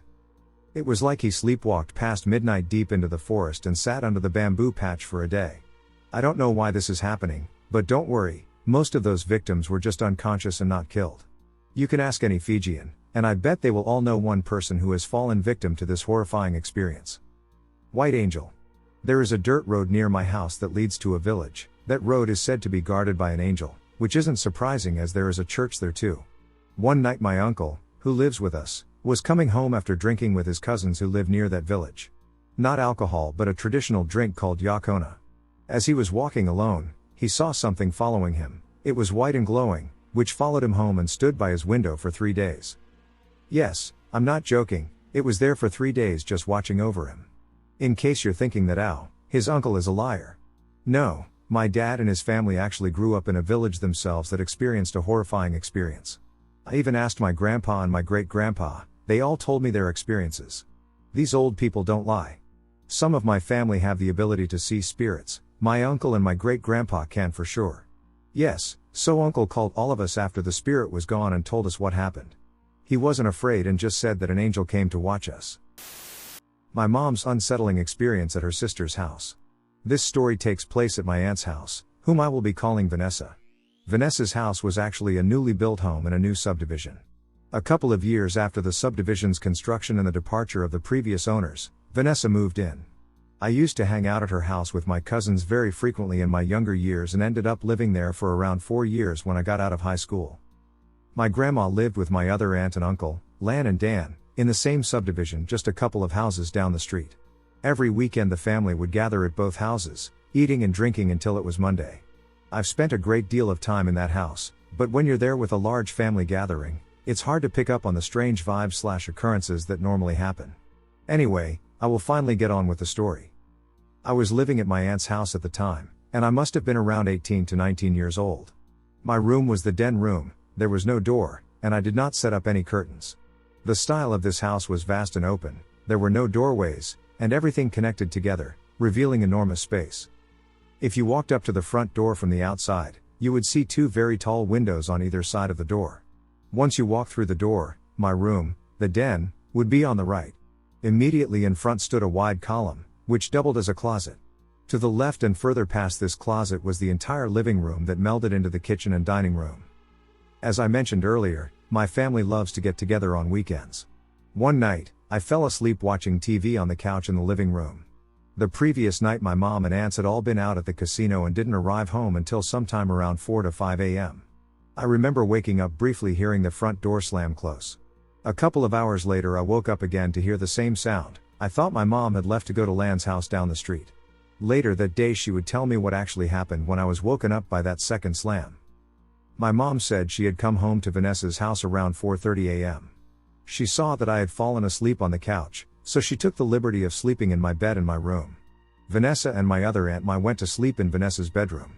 My mom woke up around 7:30 a.m. because she heard the front door close. This was the same time I woke up thinking it was my mom leaving. She said she got up because she thought I was going to Lan's house down the street, and she wanted to join her to get coffee and talk. When my mom looked out the window, she saw me walking down the sidewalk and turning the corner towards the driveway. My mom went to Vanessa's room wanting to wake her up to see if she wanted to join everyone at my grandma's for coffee. When she opened the door, she saw both Vanessa and my sound asleep in bed. Naturally, she began to retrace what happened in her mind. She woke up to the door slamming because she thought I had left. She did in fact see her long black hair and her body shape walking down the sidewalk. But then, how was she staring at me right now? My mom called my grandma to ask if any of her other sisters stopped by Vanessa's house to maybe pick something up, but my grandma informed her she was the only one awake in the house since 6 a.m. My mom told Vanessa what had happened, but she seemed to not believe her. I think she was secretly terrified because that same day she went out to purchase curtains and draped them over the 2 windows at the front door so you couldn't see out them. As I mentioned earlier, I was always over at Vanessa's house, but I didn't notice how unsettling and oftentimes even threatening that place was until I started living there. I have many psychologically and physically frightening stories from that house that come from first-hand experience as well as recounted stories from my family and friends. Back in the early 90s, I moved into an apartment that was in a house owned by my mother's cousin. The house was built in 1905 in what is called the historic district of my town, essentially just the oldest part of the city. This house was actually on the outskirts of a whole neighborhood of much older and grander homes, but it still had many cool features: ornate fireplace, wood pocket doors, stained glass doors, 2 staircases, etc. I fell in love with it and decided to move in. The other apartment was vacant as well, so some of my friends moved upstairs. The house had a huge basement that was filled with intricate woodwork removed from my cousin's other income properties that were stored there because it was the only house he owned with a basement that was always dry. My friends asked if they could set up band equipment in the basement. It ended up being a full band setup with multiple amps, etc. When they were practicing, the whole house would literally shake. They typically practiced in the afternoon to steer clear of any issues pertaining to noise ordinances. In the evening, after the first lengthy practice session, we started to hear what sounded like a lunatic thrashing through the basement with a sledgehammer. My first thought was, oh God, all of that wood, and then basically, WTF? I knew no one was down there. Unfortunately, this was the first time I got to experience my boyfriend's absolute cowardice, as he refused to go down there until we got a crew together. I couldn't wait around for that, so I went down on my own. The basement was divided into two parts. When you first came down the stairs, there was a small storage area, newer than the rest of the basement, not sure how/why it was added, and then an old door that led into the actual basement. The sound ceased as soon as I entered the first part of the basement. I grabbed the old door and whipped it open only to find nothing out of place or any evidence to explain everything we had heard. I told myself there had to be some other explanation, noisy old boiler furnace? Closed the door, and went back upstairs. We heard occasional sounds from the basement after that, but nothing like the first time. However, this was just the beginning of a long string of strange experiences that included full-body apparitions. I don't remember the exact order each of these happened in, so I will just list them individually. The washer and dryer were in the old part of the basement. I ran down to put some laundry in the dryer and heard what I can only describe as the deepest, loudest, most heartfelt, and mournful moan in a man's voice, seemingly coming from all around me. I froze at first, then immediately thought, those assholes. Thinking it was my friends upstairs playing some kind of prank. I immediately ran up the stairs and then up the back staircase into their apartment. It was completely empty and obviously had been for a while. I told myself it must have been wind trapped somewhere in the ventilation system of the house. The guys saw a woman on multiple occasions that they always assumed was me while practicing, but because all the equipment was set up on the other side of the gigantic furnace, they could never fully see me. One day they asked why I had a dress on earlier, and I was like, what? I had been in classes all day. My cousin came over one night with a spirit board, not Ouija. She had to see if we could make contact with anything. After getting some relevant and extremely creepy responses, that there is no way she could have known, she wanted to see the basement. We went down through the, well-lit, first part but had to get to the washer and dryer to pull the cord for the first light inside the actual basement. Bulb was apparently burned out. The basement was pitch black, so I felt my way around the furnace looking for the pull cord on the other side. By the time I finally felt it, we were both starting to freak out due to the strange noises we were hearing. I pulled the cord and the bulb exploded above us. We got out of there as fast as possible. We didn't mess around with that board anymore. My friends stopped practicing down there because it just kept getting creepier and creepier. I rarely even did laundry down there after the whole moaning thing, but one day I had no choice because I was in a rush. Frantically cleaning upstairs because I was running very late and still had to shower, I ran down into the basement because I needed to put my clothes in the dryer. I came down into the first part of the basement and noticed that the inner door was already open, which was really strange. In my rush I just kept moving, but as I got closer to the door I saw an old man standing there. He wasn't looking at me and didn't say anything. He wasn't completely solid, but enough so that I could make out all details and see him as clear as day. I actually leaned to the side so I could make it past him and into the basement when I completely froze. Turned around and ran right back upstairs without looking back. I didn't go down to retrieve my laundry until I had other people with me. After that I completely closed off the inner basement and barricaded the door with heavy boxes. I also didn't allow any further attempts to communicate with the spirits of the house anymore. Everything was peaceful from that point on. I never felt threatened at any time, nor did it seem like dark energy, but I felt it would be better to just leave them alone. Another strange thing I experienced on multiple occasions while this was going on was terrifying dreams of being killed in my apartment. They were very graphic and always set within my apartment with me dreaming that I woke up and knew someone was in the house. Very strange and scary. I had never had any dreams like that before or after. The dreams also stopped after closing off the inner basement. Oddly enough, I always felt safe in that apartment and continued to live there for a couple of years by myself after my relationship ended. It seems common for people to experience spirit activity in attics and basements. Do you think they occupy those spaces simply to get away from the living? That is the only explanation I can think of because while they were alive, I highly doubt that is where they lived/spent a majority of their time. Strange. The house in the mountains. Was it a ghost? My siblings and I moved around a lot with our mom growing up due to my parents separating and the bitter non-divorce and custody dispute of me and my two siblings. They almost got married, but it didn't happen, so dad dodged a big bullet there. When I was 2 and mom was still pregnant with my sister, we moved to a small town with a population of about 800. The weird things that happened at that house we lived at with our mom only started after our dad purchased an old farmhouse a few hours drive from where me, mom, and my 2 siblings, were living at the time. We lived with our mom but would spend the occasional weekend with dad at his house on the farm. My dad owned that house from when I was 3 until 9, but I was maybe 5 or 6 when the events of this story took place. This farm was high up in the mountains, extremely isolated, and aptly named Mount Hopeless. It's in Victoria if you want to see for yourself. The 20-minute drive from the closest town took us on a swirly dirt road, driving through thick vegetation and massive gum trees as far as the eye could see, with the occasional clearing that looked out to valleys, kangaroos, and more bush. And to top off the already spooky vibe of the area, we'd pass Crazy Mary's house to get to Dad's farm. She was a hermit who lived in a rundown house in the mountains who mostly kept to herself, although the locals at the time knew to stay away from her. Picture Eleanor Abernathy throwing cats at you, that's what she looked like. Ratty black hair that hadn't met a comb in years, clothes that looked like they were close to calcification, and dirt adorning her face. She had some feral cats she fed and lived on her own. I might have seen someone else near her house a few times, but I was a kid, so I can't be sure. But we didn't have much to do with her, except for the time when our car stalled outside her house on the bend in the road. But we got out before she got a chance to throw cats at us. The farm was near the end of the road, with a gate at the end of the road that belonged to the neighbor in the next property. It was on a long dirt road in a clearing, a fence running the length of the clearing on the left, with a view of Dad's house as we entered the clearing. I remember there was a really old and rundown house on the right, complete with a water tank rusted to shreds by age and abandonment. There was no fence visible from what I can recall, but I do remember how unsettled it made me feel. A spooky cabin in the woods vibe. The whole area did, if I'm being completely honest. At the end of the road was the gate that led to the house, and when I say it was an old house, I mean it was old. Look up old Australian farmhouse to get an idea of what it looked like.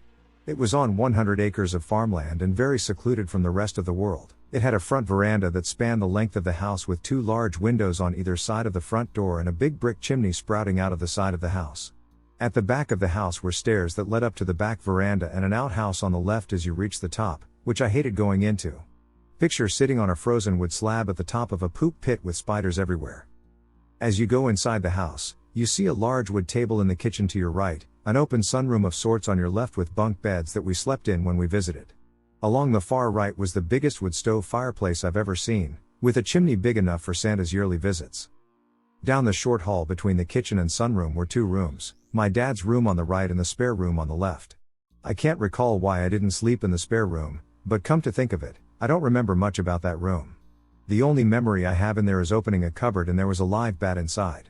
Fun times. The boogeyman. I was about 4 or 5 when I first started seeing what I referred to as the boogeyman. I took my afternoon nap in Dad's room because it was away from the kitchen and quiet. One day during my nap I was woken by the feeling of being watched. It only felt like seconds since I'd fallen asleep before I was woken by this feeling. Opening my eyes in the fog of sleep, I saw what looked like my brother standing at the door with what looked like a sheet over his head. I told him to go away, but my demand got no response. He just stood there staring at me. My complaints to my parents fell on deaf ears, though, as they'd always tell me he was out on the farm. I always chalked this up to my brother being a turd and trying to scare me, the never-ending sibling torment that's in the job description of being a sibling. That's what I thought until the rest of that memory came to light. One day during my nap, I was woken to the familiar feeling of being gaped at, and by this point, I'd had enough. I stomped out of bed as fast as I could and ran for where my brother was standing. Only, he wasn't there anymore. I looked down the hall, and there was nobody there.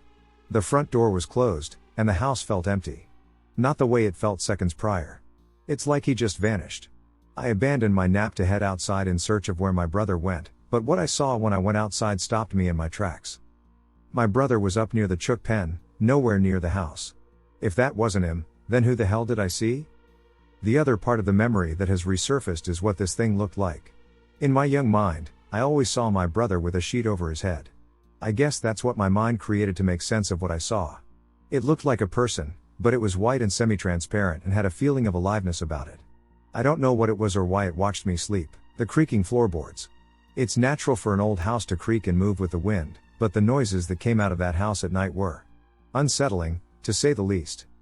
During the night I would hear noises like someone walking on the floor but at random intervals in areas of the house almost simultaneously. An audible creak coming from the kitchen, followed by what sounded like a creak coming from the spare room, then back to the kitchen. But there was nobody there. My dad was snoring away happily in his room, and I could hear the top bunk springs creaking, so it wasn't my brother either. My sister was too young to stay at the farm unsupervised, so she didn't stay there very often. The things that happened in that house were tame in comparison to some of the weird things that happened at the house we lived at with Mom, but the timeline of events and recent memories have got me thinking. Could a spirit have followed us to the other house? I'm still not 100% sure what it was that I saw. This happened about 25 years ago, so I could be remembering it wrong. Or maybe I created an imaginary friend? I'm a skeptic through and through, regardless of what I think I saw as a kid. So what's your take on this? An overactive imagination or something more? A Tale of Two Girls. In 1942, a girl named Ashalata, who was in her early teens, used to reside in a small town of Dhulia, Maharashtra. She was the daughter of a farmer, and they were not economically well equipped, so her father used to work on other people's farms to keep their house, a small hut, sustaining. His daily wage as a farmer was about 10 rupees for one day of strenuous work. Despite their poverty, they lead a relatively calm and peaceful life where her mother cooked grains, and she also helped her mother with housework. Every morning, Asha insisted on accompanying her father to the farm, but he consistently refused, saying that it was not a good idea to leave their mother home alone to fend for herself, and the place of the farm where he used to work was also very far. He used to walk many miles to reach there. Understanding his situation, she politely obliged. Unfortunately, after a few months, her father got bitten by a snake while working on the farm, leading to his untimely death. This incident crushed Asha and her mother completely, and because there was no earning member left in the family besides herself, she decided to take up the responsibility of working on the same farm.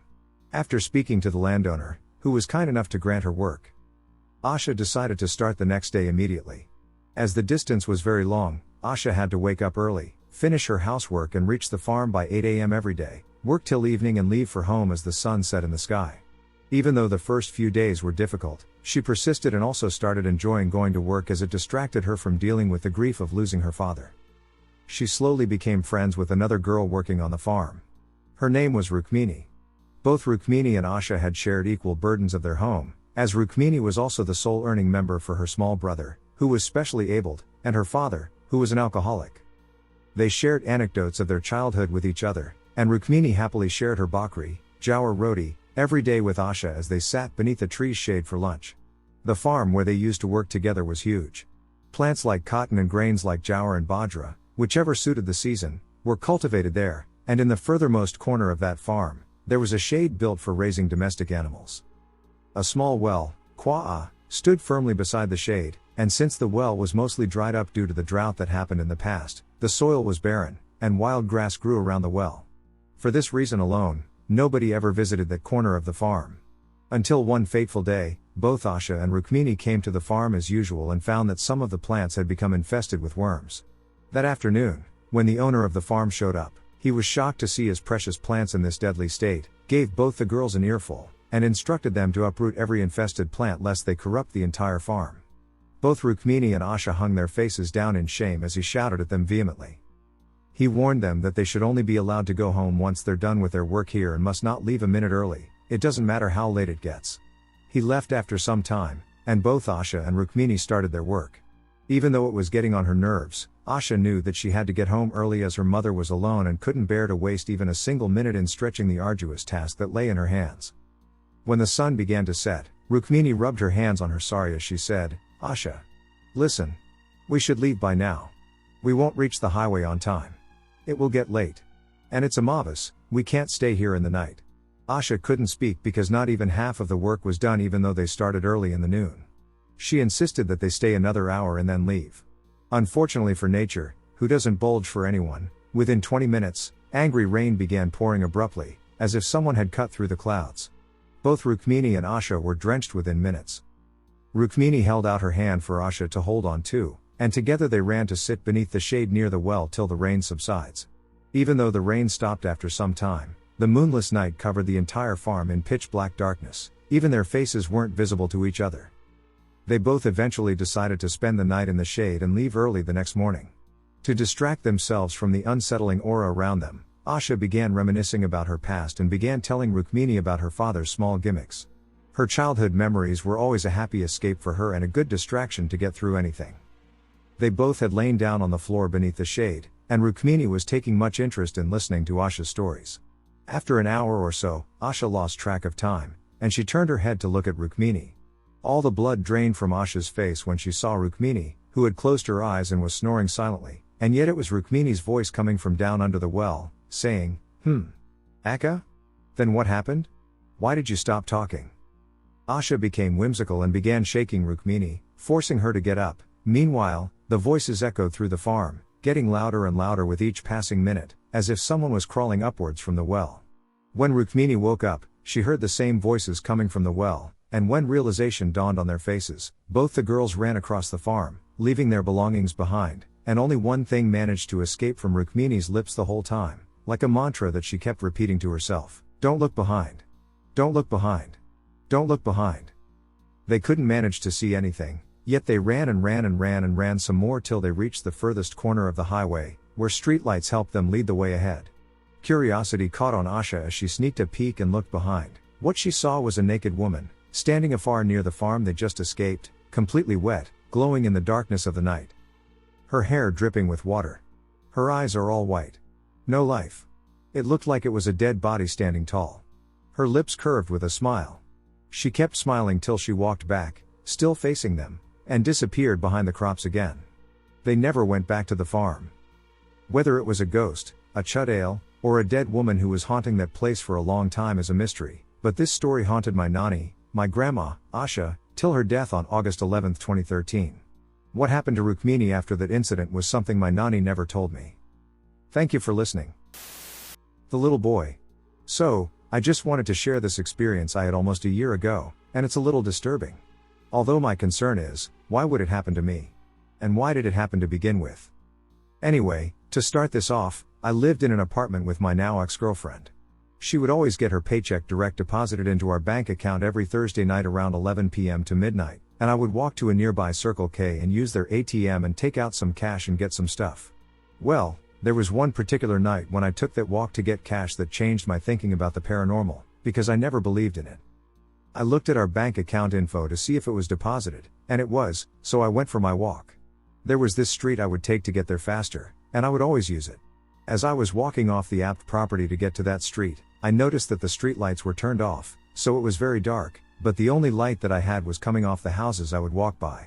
Something didn't feel right to me, like there was someone behind me, or someone staring at me, etc. It was kind of unnerving. But I made it down the street and walked to the ATM. So, I did my business and got the cash and stuff, and I would usually take the same way back home. There was this corporate building with a huge parking lot that I would walk through to get to that street I usually walked down, because, like I said, it was a faster way home. Once I started walking down that street, I saw a little boy on a plastic tricycle riding on the sidewalk, and once I saw this kid, he had to be like 9 or 10 years old. I pass by him and ask him where his parents are, and he just keeps on riding without answering me. Very strange. So, now I feel like I need to do something about this. I mean, there is a little kid outside unsupervised and riding his tricycle after midnight on a school night. I became very concerned.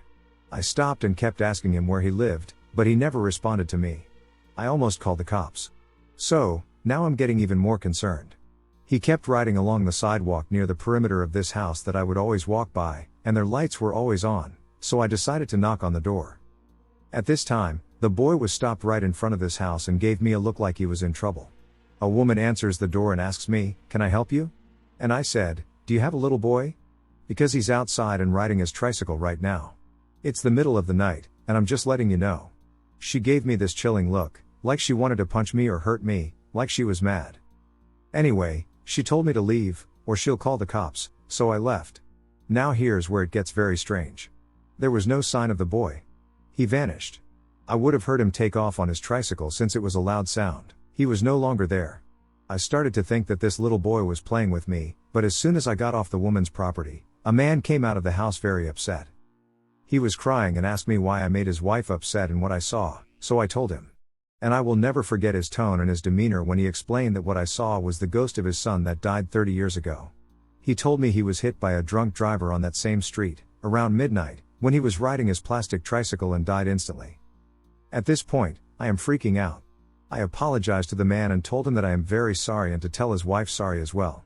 The man walked back to his house and looked into the street both left and right, most likely to see if he could see his son, but shook his head and went into his house. So, I finally leave for good, and I'm scared and sad at the same time, and it's very unsettling. As I was walking home and got to the end of the street to get back to my apartment complex, I heard the little boy again riding his tricycle. I started to cry and felt very sad. Like a sadness I've never felt before. It was scary. This is the only paranormal thing I've ever been through. I still walk down that street whenever I would go to the ATM, and after that encounter, The streetlights were always on.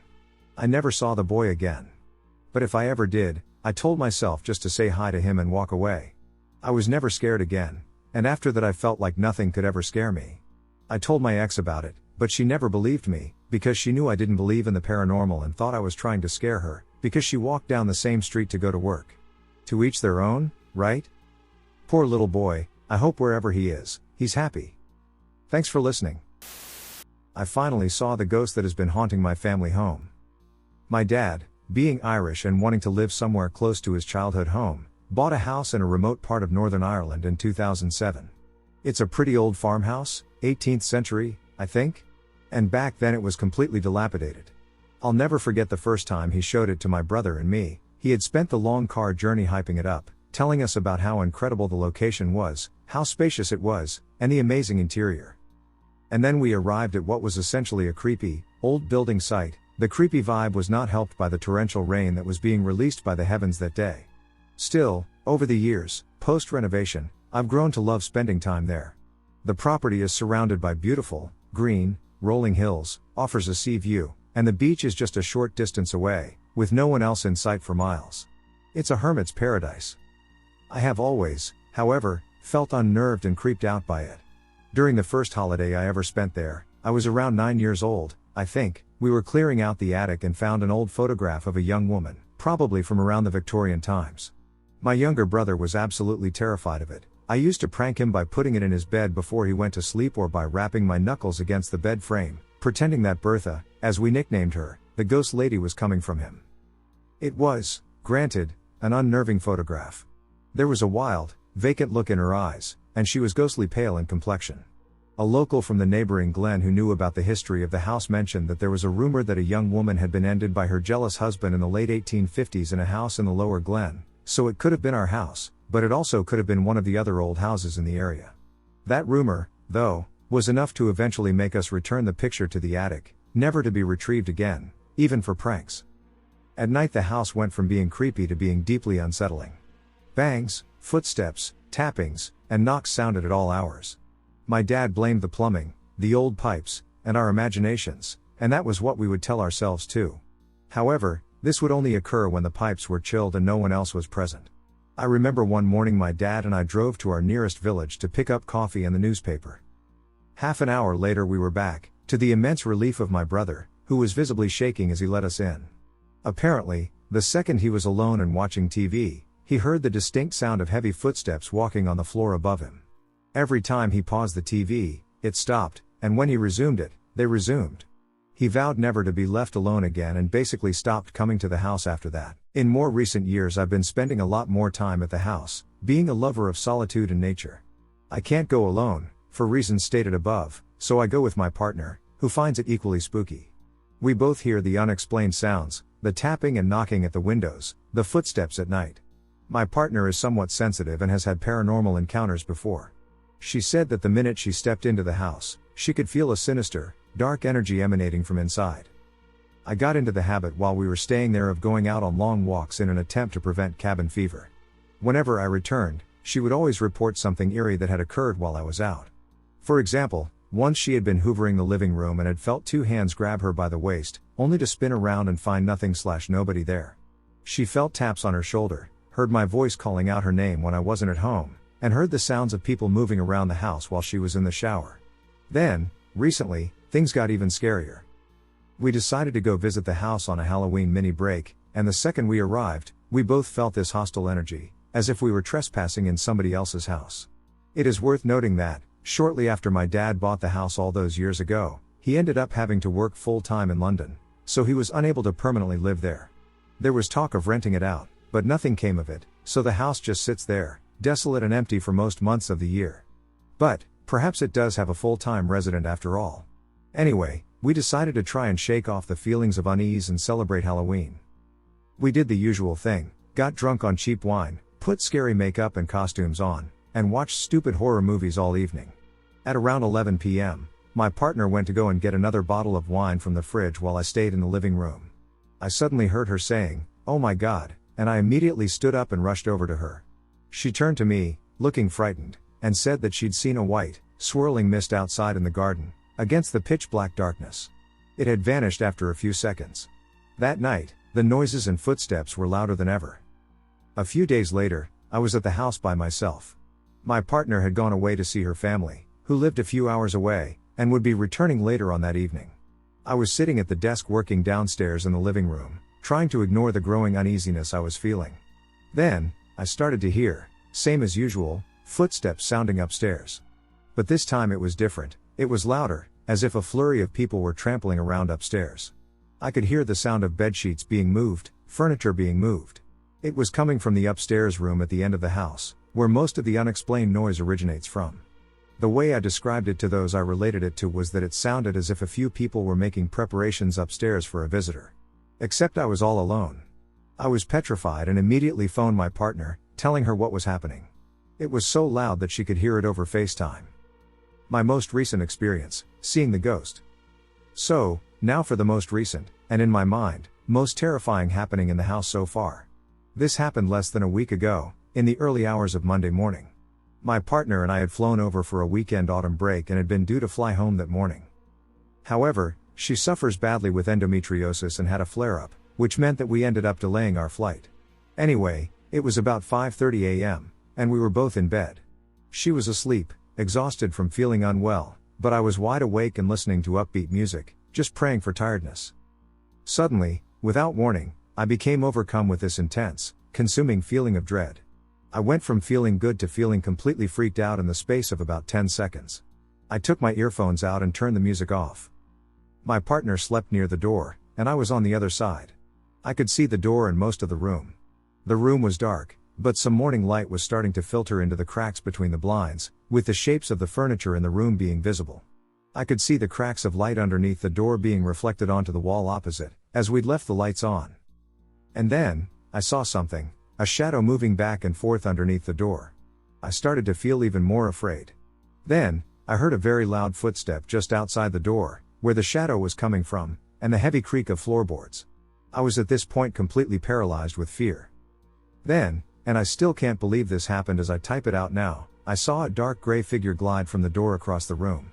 It was hooded, almost Grim Reaper-esque, and I distinctly remember observing its transparency as it floated in front of the big wardrobe and around the bed to where I was lying. It was at this point that it went out of my line of vision, and, being unable to physically move, I didn't turn to see where it went. I summoned up the courage to use my right hand to shake my partner awake. She, after a good few minutes, woke up and turned the light on, becoming concerned when she saw the state I was in. Apparently I was totally pale and shaking and unable to speak until she had managed to calm me down.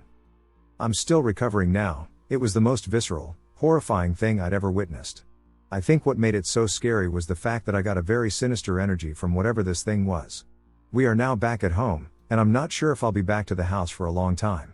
Thank you so much for listening to this, and let me know your thoughts in the comments. I'd be really interested to hear your theories as to what might be happening here. This is a true story. It all began in 2018 when I moved into a New Brunswick apartment. At the age of 2, my youngest daughter had a friend that I was unable to see. Her description of him having tubes extending from his arms chilled me to the bone. I pressed her for additional information about him, but she screamed that he was in her toy box and wouldn't let her play and fled her room. I overheard her telling someone called Macky one evening that she was afraid of a particular song and that he should not perform it. In fact, she said she saw him crawling on the walls. I knew I had to take action because I was afraid. I wanted to get rid of whatever ghost was tormenting my daughter, so I asked someone to come and smudge my property. However, after relocating, odd things began to occur once more in 2022. In the mirror, my daughter started conversing with her pals. She would open the sides of our 3-sectioned old-fashioned bathroom mirror and converse with her buddies in the center. It was disturbing and spooky to see. I once heard her mention that when her younger sister arrived, she would present her to her friends in the mirror. This made me shiver, and I knew I needed to do something about it again. I made the decision to move again in the hopes of escaping whatever was pursuing us. I'm still troubled by the enigma of the invisible friend and the friends in the mirror. Although I am unable to describe my daughter's experiences, I am aware that there was an unearthly force at work during those times. I shall always be reminded of the unseen forces that can lie in the shadows by the anxiety and uncertainty of those times. When I was about 9, my father sent me to this summer camp, which happened to be the same camp I had gone to with my classmates earlier that year when school was still in session. I was familiar with it already and loved everything there. The last thing I would expect is that this place was haunted. My campmates and I started unpacking in the small wooden cabin, each assigning ourselves a bunk bed. I had chosen one up against the wall directly under one of the few windows of the cabin. Bottom bunk. After some camp activities, we ended up falling asleep. I woke up in the middle of the night to pouring rain. Given this usually helps people sleep better, or in my case get back to sleep, I turned onto my side away from the window.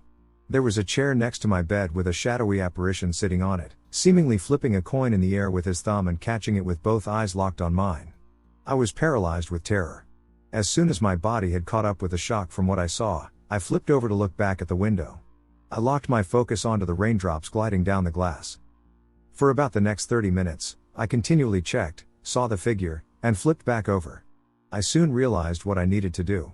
Eventually I worked up the courage to, without looking, of course, jolt out of bed, pick up the chair, and move it across the room. I did so and went back to bed shortly after. The next morning I woke up and immediately told my campmates what had happened. It took a second for me to notice the look of pure terror on one of my campmates' faces. I asked what the matter was, and he told me he saw the same figure next to his bed that night, flipping a coin with eyes locked on his. My campmate's bed happened to be directly adjacent to where I moved the chair.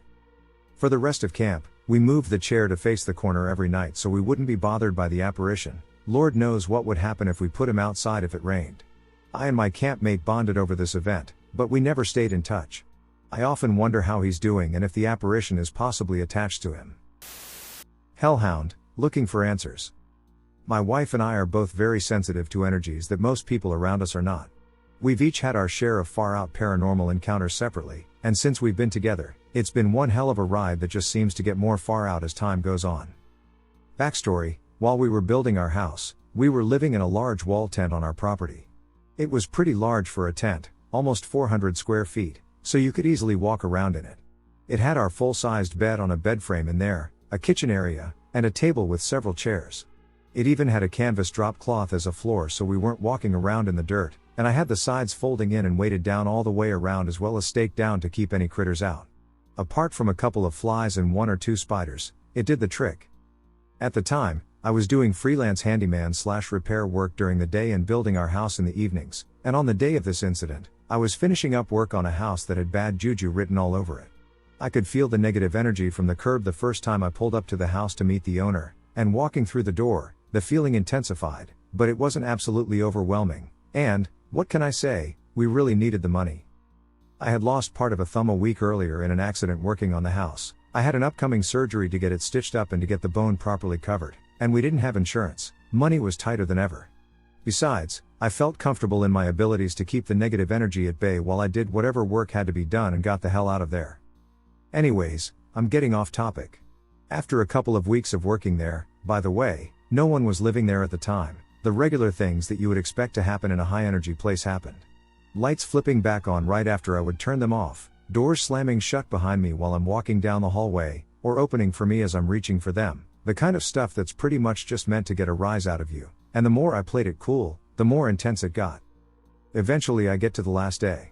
When over the phone the owner hinted at stiffing me for the bill and I was packing up all my gear, I guess it was evident that I wasn't planning on coming back, because the activity in the house was extremely low, virtually non-existent, except for the same dense negative energy that was always there, but now more than ever I felt like I was being watched. Not just watched, but stared at, like something was focusing on me with everything it had. Everything up until this point had been weird, but it was only your everyday kind of weird, the kind of weird that people who don't want to accept it can still somehow find logical excuses for. They'll say there was a draft, faulty wiring, really big mice in the walls, etc. The next thing that happened was the first thing in the house that genuinely spooked me. As I walked through the living room to the front door to leave for good, tool bucket in hand, I passed the only hallway in the house on my right. As I looked down the hallway to double check that I had turned off all of the lights, I saw something I didn't want to believe. At the end of the hallway, about 20 to 30 feet away from me, sat a huge black dog. Its head was following me as I walked past the hallway. When I say huge, I mean massive, like my head would have fit inside of its mouth. Prior experience with manifestations like that have taught me to give it as little energy as possible, and that you're better off acting like you hadn't noticed it. So, I continued to walk calmly to the front door, even though every hair on my body was standing on end and my adrenaline was racing. I stopped at the front door inside the house, turned around, and addressed the house and everything within it, stating that as I left the house, nothing was welcome to follow me. I drove home, and that was that. I didn't tell my wife because I didn't want to worry her. We had enough going on at the time without bringing up things that I felt I had already addressed. So fast forward to later that night, my wife and I are fast asleep in bed. I'm torn out of sleep by my wife's terrified gasp, and being in a canvas tent in the middle of nowhere I was already on edge. In the first split second of being awake, I see my wife sitting upright in our bed, still in the process of gasping, while our dog, who had been sleeping next to her, ran, barking and snarling like a lunatic, and jumped off the base of the bed, between us and the door. I still hadn't seen what was terrifying them but leapt off of the bed while shouting at our dog, "Bed, good dog, he's a little guy," and his job was to let me know about the boogeyman, not to fight it himself, and landed between the dog and the entrance to our tent. The entrance, which was not only still zipped up and buckled up tight but staked to the ground in multiple places as well, as I did every night. As my feet hit the ground, I stood almost face to face with a massive black dog. It was sitting in front of the doorway, and as I landed and looked it in the eyes, I was filled with nothing short of absolute rage. I love my wife with all of my heart, and here was something dangerous that wasn't welcome in our home, watching us sleep. Immediately I stepped forward and shouted at it, deep and loud, "Get out." As I did so, this thing stood up and stepped towards me, and I shouted again, this time clapping my hands together as hard and loud as I could while stepping forwards again. Again, this unbelievably massive dog, which is almost face to face with me height-wise, steps forward. At this point we're maybe 4 feet away from each other, it hasn't run off, and it's clear that this thing could easily kill us both if I let it. I lunge forward and come down as hard as I can with my right fist, aiming to kill it, aiming between the snout and right below the eyes. And just like that, ready to get torn to ribbons by this thing, I go right through it, and it's just gone. I'm completely shocked and spin around to see if somehow it slipped past me to my wife and dog, then unzip the very bottom of the front of our home, rip the stakes from the earth, and run a few steps out into the night, looking every direction for the thing. The moon is out and I've got excellent night vision, but I can't see any sign of it, nothing moving, no footsteps by the dark, I can't smell it, nothing. So after a minute I run back inside to make sure my wife is okay. She's still sitting straight up in bed, eyes wide open, but she's okay, and the dog is tense as hell. I finally felt my thumb screaming in pain and pouring blood at this point. The bone was still exposed, waiting for surgery, and the heavy bandage had gotten knocked at some point. My heart rate is calming down, and I asked her what she saw while I'm trying to stop the bleeding again with paper towels. Now, we're both extremely logical people, despite all of the weird we've seen. No matter how much paranormal stuff you've seen, you can't fall down the rabbit hole, and it's still safe to assume that the vast majority of the weird theming you experience can be explained logically. That's the way that we both view it. But when I asked her what she saw, before telling her what I saw, she looked me dead in the eyes and said that it looked like a werewolf was sitting in our doorway watching us. I don't believe in werewolves, but I know for a fact that we both individually identified an unbelievably massive canine in our home, 10 feet from the foot of our bed, and we both saw it vanish into thin air. I know our dog saw something that he identified as a threat. There were no tracks anywhere around our tent the next morning. I looked as soon as the sun came up. Even if there had been tracks. We live in the middle of nowhere, in the desert. There are no wolves, there are occasionally stray dogs and coyotes, but everything is on the small side. The only description that has consistently come to my mind since then has been hellhound, but I can't seem to find any similar stories online. Anyone with any thoughts, feel free to chime in, and I'll answer any questions I can. Sorry this is so long, I had to get it all out there. I'm 18 now, I was about 11 when this happened. I was at an overnight school camp, and the campsite was this pretty well-known scouts camp in my country. I googled it, and apparently POWs were held and executed near this site during World War II. The first thing that seemed off was that there were no mirrors at all on the entire campsite, not even in the toilets or anything. Looking back, that was kind of weird because the other camps I'd been to all had mirrors. Being clean and presentable was a really big thing for my school and club activity. There was just a blank concrete wall above the toilet sinks, with big glue marks. I think the mirrors were removed. At the start of the camp, the teachers explicitly told us to always go in groups if we had to go to the toilet. Again, weird because they usually scolded us if we wanted to go to the toilet in big groups, saying that we were wasting time playing around in there. We had a really tiring day, but when it came to lights out, I couldn't fall asleep no matter how hard I tried. I remember hearing loud, heavy footsteps outside the bunk door and feeling comforted, thinking that it was a teacher who was outside on night patrol. I listened to these footsteps, and they seemed to be pacing, because they didn't get any softer even after a while, so I guess they were walking up and down past the bunk. Listening to these footsteps, I almost fell asleep but still couldn't. I heard soft talking outside, male voices speaking another language, but I wasn't scared. I thought it was a caretaker or a teacher on the phone. My memory is fuzzy, but I remember looking at a bright beam of moonlight falling into the bunk through the window, closing and opening my eyes a few times. When I opened them, I saw that the beam of light was falling on this large white figure of a man that looked like a soldier. He was dressed in combat gear, no helmet, I couldn't see his features or the color of his uniform, just a white shape. My heart dropped, and I was insanely scared, more scared than I'd ever been in my life. My memory is fuzzy, but I think it turned in my direction, and when it did, I shut my eyes and prayed that it would go away. I've never felt any fear comparable to what I felt in that moment. I was shaking so hard I opened my eyes a tiny bit to look at my bunkmate sleeping next to me. It was a huge bunk bed, and there were like 4 of us on a single large mattress. I shook her and called her name a bunch of times, but she wouldn't wake up. I passed the rest of the night until morning with my eyes closed, wide awake, until morning came. The next morning, on the bus back to school, I asked a teacher I was friendly with if they took turns doing night duty and if there was a camp caretaker. She laughed and said no way, there was a separate sleeping area for teachers about 15 minutes away from ours, with air-conditioned rooms and TV, and there weren't any on-site caretakers at this time of the year. When I was a kid, about 7 years old, I remember me and my sister were playing at some playground park maybe around like 8-ish or 9-ish. My mom used to love to go out with her friend to random places to gossip. Yeah, I don't know. As the night wore on, I noticed something dark with a cloak on emerging out of complete darkness. It came from basically the desert, as I used to live in a small town near Death Valley. As I was studying it, it looked and moved just like the Reaper. It even had the same satchel thing, and it didn't seem to be interested in me or anyone. It simply moved in a straight line, appearing to hover. I told my sister, and we ran away. That was the first time I had seen this being. The second time I saw it was when I moved with my father far away from any desert. My father, a born-again Christian, served as a certified pastor for many years and established his own church. One day, while he and his friend were practicing music for the church, I sat pleasantly and listened. Suddenly, I felt like someone was watching me. I sat in the corner of the living room, with a clear view of a door that used to be the entrance to a room we had in the far back. I saw the middle of our door curtain being lifted up, as if someone was holding it at the back. I stared for what seemed an eternity.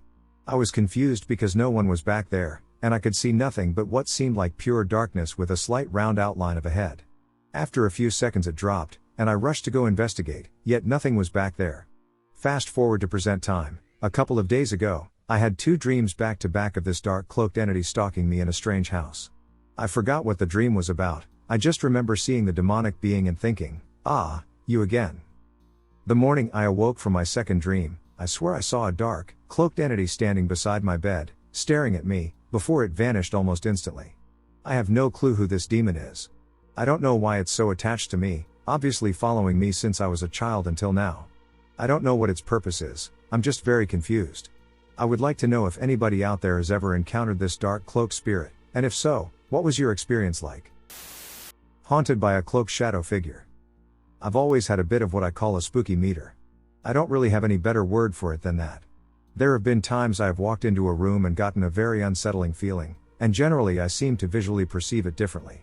Things will generally appear darker and dimmer than they ought to, as if light is swallowed. As a bit of an example of my spooky radar going off even in an exterior environment. I'm from Australia, and a couple of years back, I traveled to Cairns for work and met up with some people who worked for the same organization in a branch in far north Queensland. One of these whom I spent the most time with happened to be Aboriginal, and in our time off, she took me to a few touristy places. One of these went by a rock pool, and I instantly got a horrible feeling. Despite the fact that it was a sunny day, the sunlight appeared dull, dim, and gray, kind of like that scene from LOTR when Frodo and Sam are traversing the mountains at the start of the Two Towers.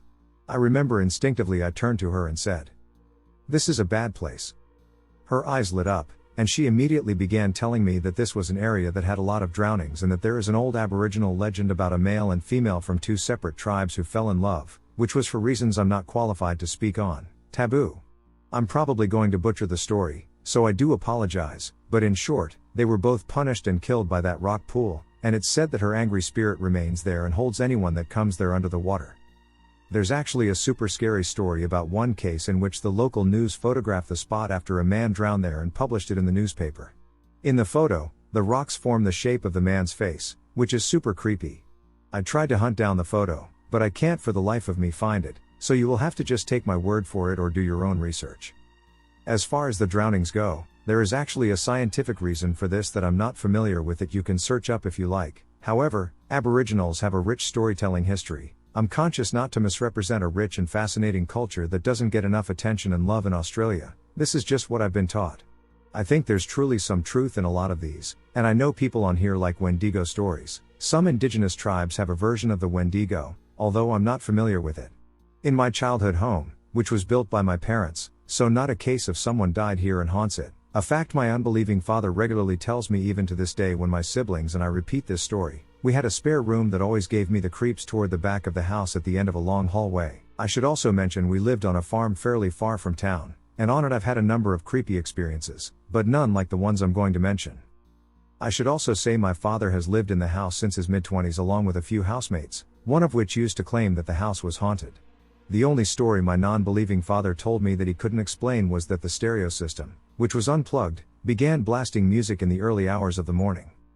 Firstly, when I was extremely young, too young perhaps to recall this, but it has been a core memory for me always, I was awoken in my room by something I thought to be my father. I don't remember seeing him or what he looked like, only that I was lifted from my cot and put on the floor. He had large feet, and our hallway had a wooden floor. I remember crawling after him and following the imprints from where his bare foot was made on the floor until we got to the kitchen. "Let's have ice cream," he said to me. He lifted me to the freezer, which was way too high for me to reach, and I grabbed the ice cream and began to eat it. It was dark at the time, and when the sun began to rise, my dad came back downstairs. I remember him asking me what I was doing and taking the ice cream off me. I told him I was eating the ice cream and that he had taken me to get it. He had absolutely no idea what I was talking about and said he absolutely did not wake me up in the middle of the night to get me some ice cream. When I brought it up with him now as a young adult, he says he remembers it and claims I must have climbed it. There is absolutely no way I could have climbed it. When I was perhaps 4 or 5, I recall playing with my brother and 2 sisters at the end of the hallway opposite the room. We saw a black hooded figure that was blurry and smoky, if you like, depiction attached at the end of the story. It ran past us at a ridiculous speed and went into the spare room, slamming the door behind it. We all screamed and carried on, and then I guess forgot about it and put it down to being young and overly imaginative. Despite this, however, we never entered that room if we didn't have to and would always close the door and or turn the light on in there, only to find the door open and the light off whenever we went back. Could have been our parents. That all changed when I was 12. My brother, who was 2 years older than me, and I had shared a room for our whole childhood. When my brother transitioned to high school, my parents thought it best we have our own rooms as he was staying up later, and I'm sure puberty also played a role. I was moved into the spare room, which, as I'd gotten older, I had sort of gotten over my fear of. It was a simple room, fairly small and square. My bed was situated in the bottom left-hand corner of the room. A desk ran along the wall beside it toward the door, which I mostly used for building Lego. The far left corner had a big wooden wardrobe, which I never used. A window sat on the wall facing the door that never seemed to let enough light in despite its size, and the entire right-hand side of the room was just a giant cupboard with sliding doors. My walls were also covered in posters, which is important to note. I spent anywhere between 2 weeks to a month in hell when I first moved into that room. From the get-go, my spooky radar went pretty haywire, and I didn't really like being in there. I will do my best to recount the incidents that I remember, although there aren't a lot. For reference, I spent every night of that initial month in there, unable to sleep and battling all manner of strange occurrences. There are probably like 21 nights worth of scary incidents, most that I can't recall and likely deliberately tried to forget. The first occurrences were fairly tame. I used to have a pedestal fan running most nights that created a pretty heavy white noise. Because of it, I can't really confirm whether what I heard was real or not, but initially I thought I could hear whispering throughout the night. It used to put me super on edge, especially since it was just faint enough that I couldn't discern if I was crazy or not, so already my sleep started getting pretty bad. Then things started to get worse. My floor was carpeted, and I would begin to hear that soft sort of crumpling sound you hear when someone's walking on it. The footsteps were slow and would always come toward me and would come from the wardrobe in the corner of the room.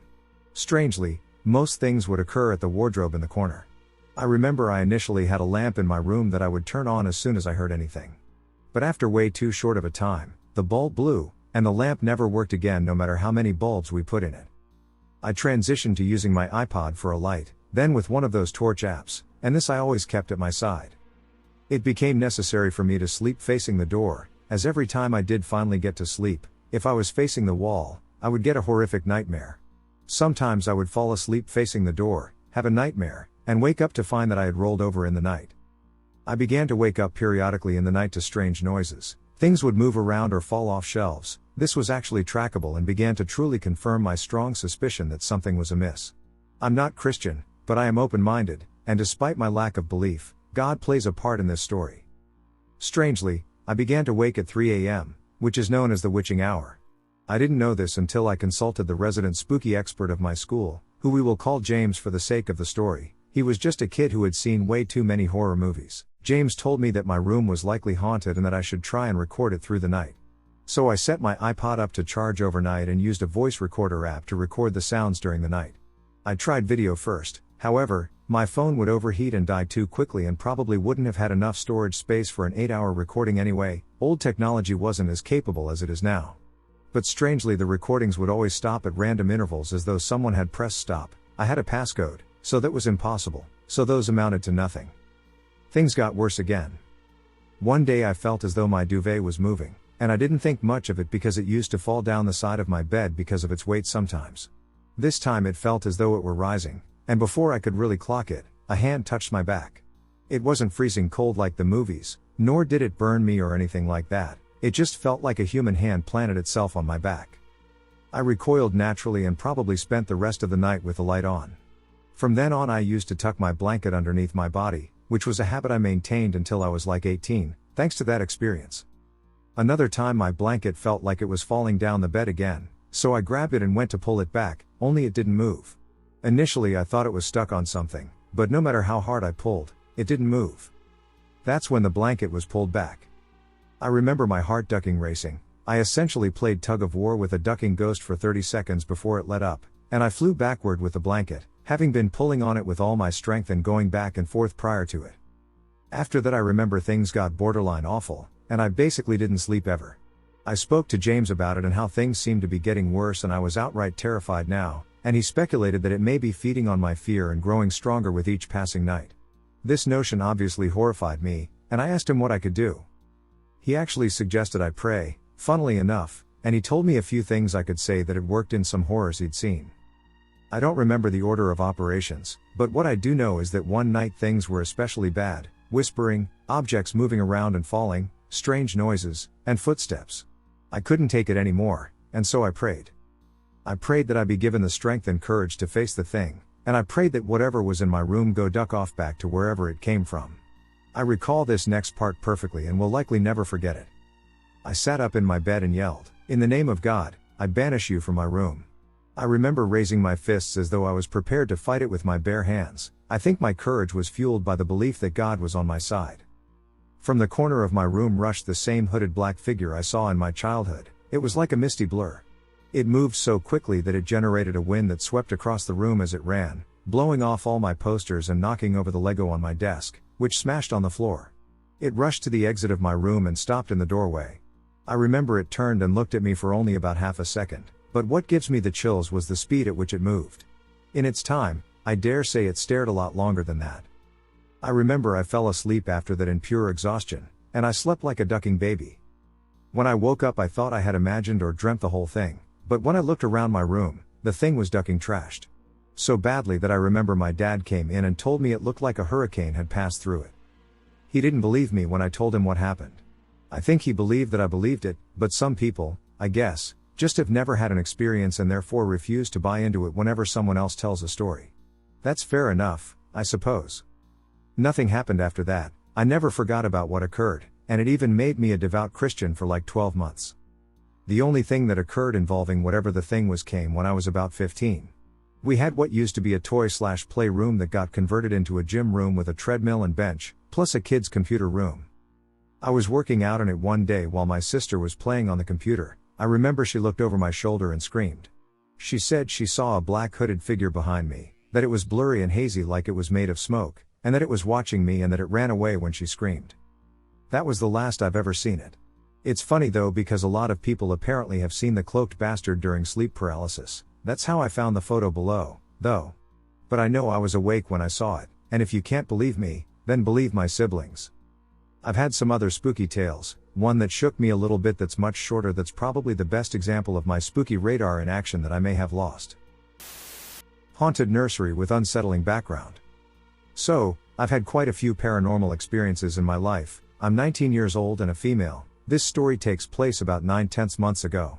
I worked in a nursery as an apprentice working towards my level 2. So the background of this setting is that back in the day, I don't know when, it used to be a maternity kind of hospital for sick babies or mothers-to-be. I didn't find this creepy at all. Then after it closed down as a maternity hospital, it was then turned into an old person's home, so as you can imagine, a lot of deaths happened here. I know that the office was also an office when it was an old person home, and the guy that ran the office was pretty old, maybe 60 to 70 or older. Anyway, he was supposed to be in a deep depression and ended up ending himself in that same office. But when I heard that, it creeped me the duck out. But I loved my job and the people I worked with and would always have a laugh with the girls that worked there, all female staffed. When I first started working there back in 2016, I'd overhear the other girls talking about the place being haunted. I'm really into paranormal stuff, so me being curious, I asked one of the girls, who I was closest to, if she really believed that the place was haunted. She looked at me dead serious and said, "Oh definitely, I've had something very creepy happen to me in the kitchen." So there's a massive basement that had been converted into 6 rooms, one of which was the kitchen. So apparently, let's call her Morgan, said that she was downstairs by herself in the kitchen putting some plates and cutlery away when all of a sudden she had a feeling of something cold and dark within the room. She thought nothing of it and continued putting away the plates onto the shelf where they go. Suddenly, every single plate, cup, or bowl from the shelf came flying off, hitting the floor. They didn't smash as they were all plastic. Morgan said she just stood there for about 5 minutes trying to come up with a reason for this happening. Of course, she picked all the plates up and headed back upstairs shaken. I started asking a few other girls at work if they had experienced anything, as I'm now very curious and interested. Another girl piped up. Let's call her Haley. So Haley was maybe in her late 40s or early 50s and was a very chirpy and loud but nice enough woman who had been there for about 3/4 years. She said that she was in the baby room where the cots were. They had 3 separate rooms, one for playing, one for sleeping, and one for changing nappies, leaning over the gate talking to the other girls there. Now in this room there were no babies at all in the cots, they were all in the playroom when she heard an agonizingly loud cry, that of a baby, coming from behind her.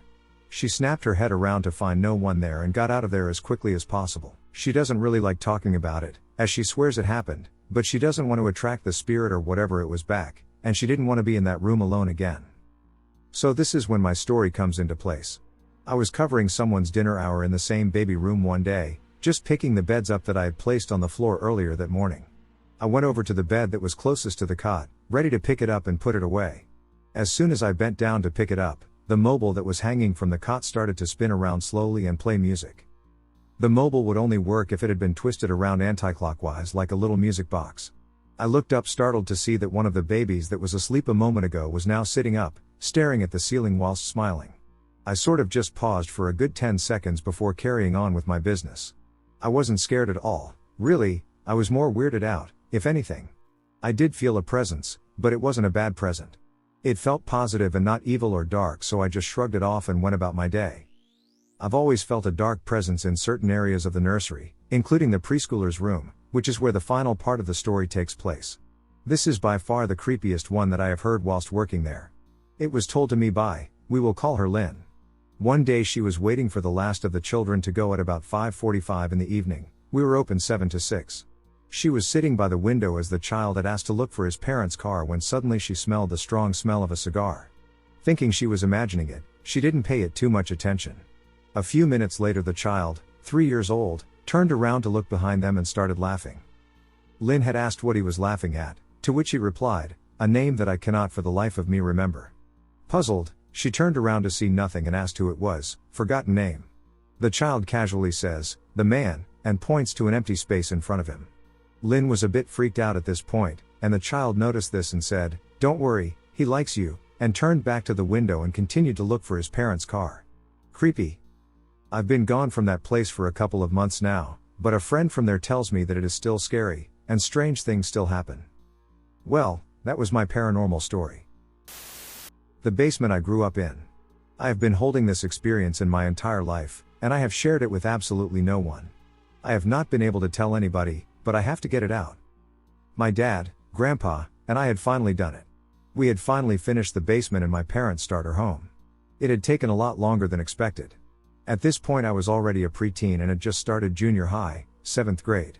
I had made a deal with my father that if I helped finish the basement, I would get to have a room there by myself.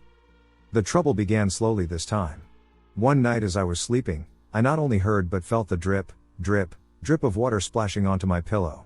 I awoke in the darkness. It was always pitch black down there with the lights off, and I remember thinking, oh great, now there's a leak in the ceiling.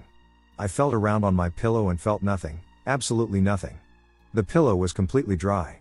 I got up and turned on the light, and nothing was there, no leak, nothing. I thought this was odd and went back to sleep. This happened about 10 more nights, randomly. One night after awaking from the drip, drip, drip, I wake up and am just trying to go back to sleep. I've long given up on investigating this stupid phenomenon. When all of a sudden all I can think to explain it as is a stampede roars in the upstairs. It sounded like a herd of elephants broke into the house, stampeded through, and busted out the other side. I didn't realize it at the time, but I later realized that nothing was shaking, it was all auditory. I rushed upstairs to find nothing. Nobody was upstairs. At this point I am really freaked out. I have never had any auditory hallucinations before, and it seems so real. My best friend in school, let's call him Vince, had heard all my stories. One day after school our conversation went something like this. So you're so sure that your house is haunted, right? It's not funny, Vince, it's really screwed up that all this crap keeps happening to me. I mean, what is going on in there? Is this normal? I know what we can do to find out. I remember he had this stupid smile on his face with this wonderful idea. What's that? We can get a Ouija board to talk to them and see what they want. So that was that.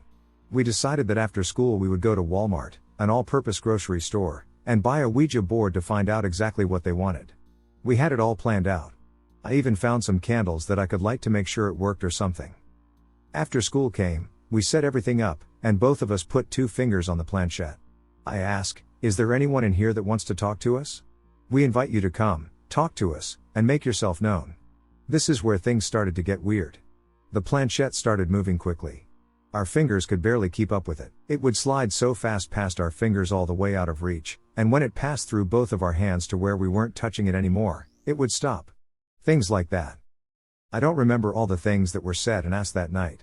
I remember that we found there were many, many ghosts living there. We spoke to at least 6 entities. Each one would tell us their name, when they were born, and when they died. What they did for a living.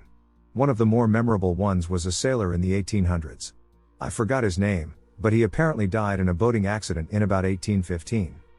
After we got done speaking with them, I read in the rules that you were always supposed to say, goodbye. So we did so, and the planchette would zoom over the words goodbye at the bottom of the board. I remember the tip turning without our fingers moving at all, so it would be horizontal with the wording before zooming across it. It was unsettling.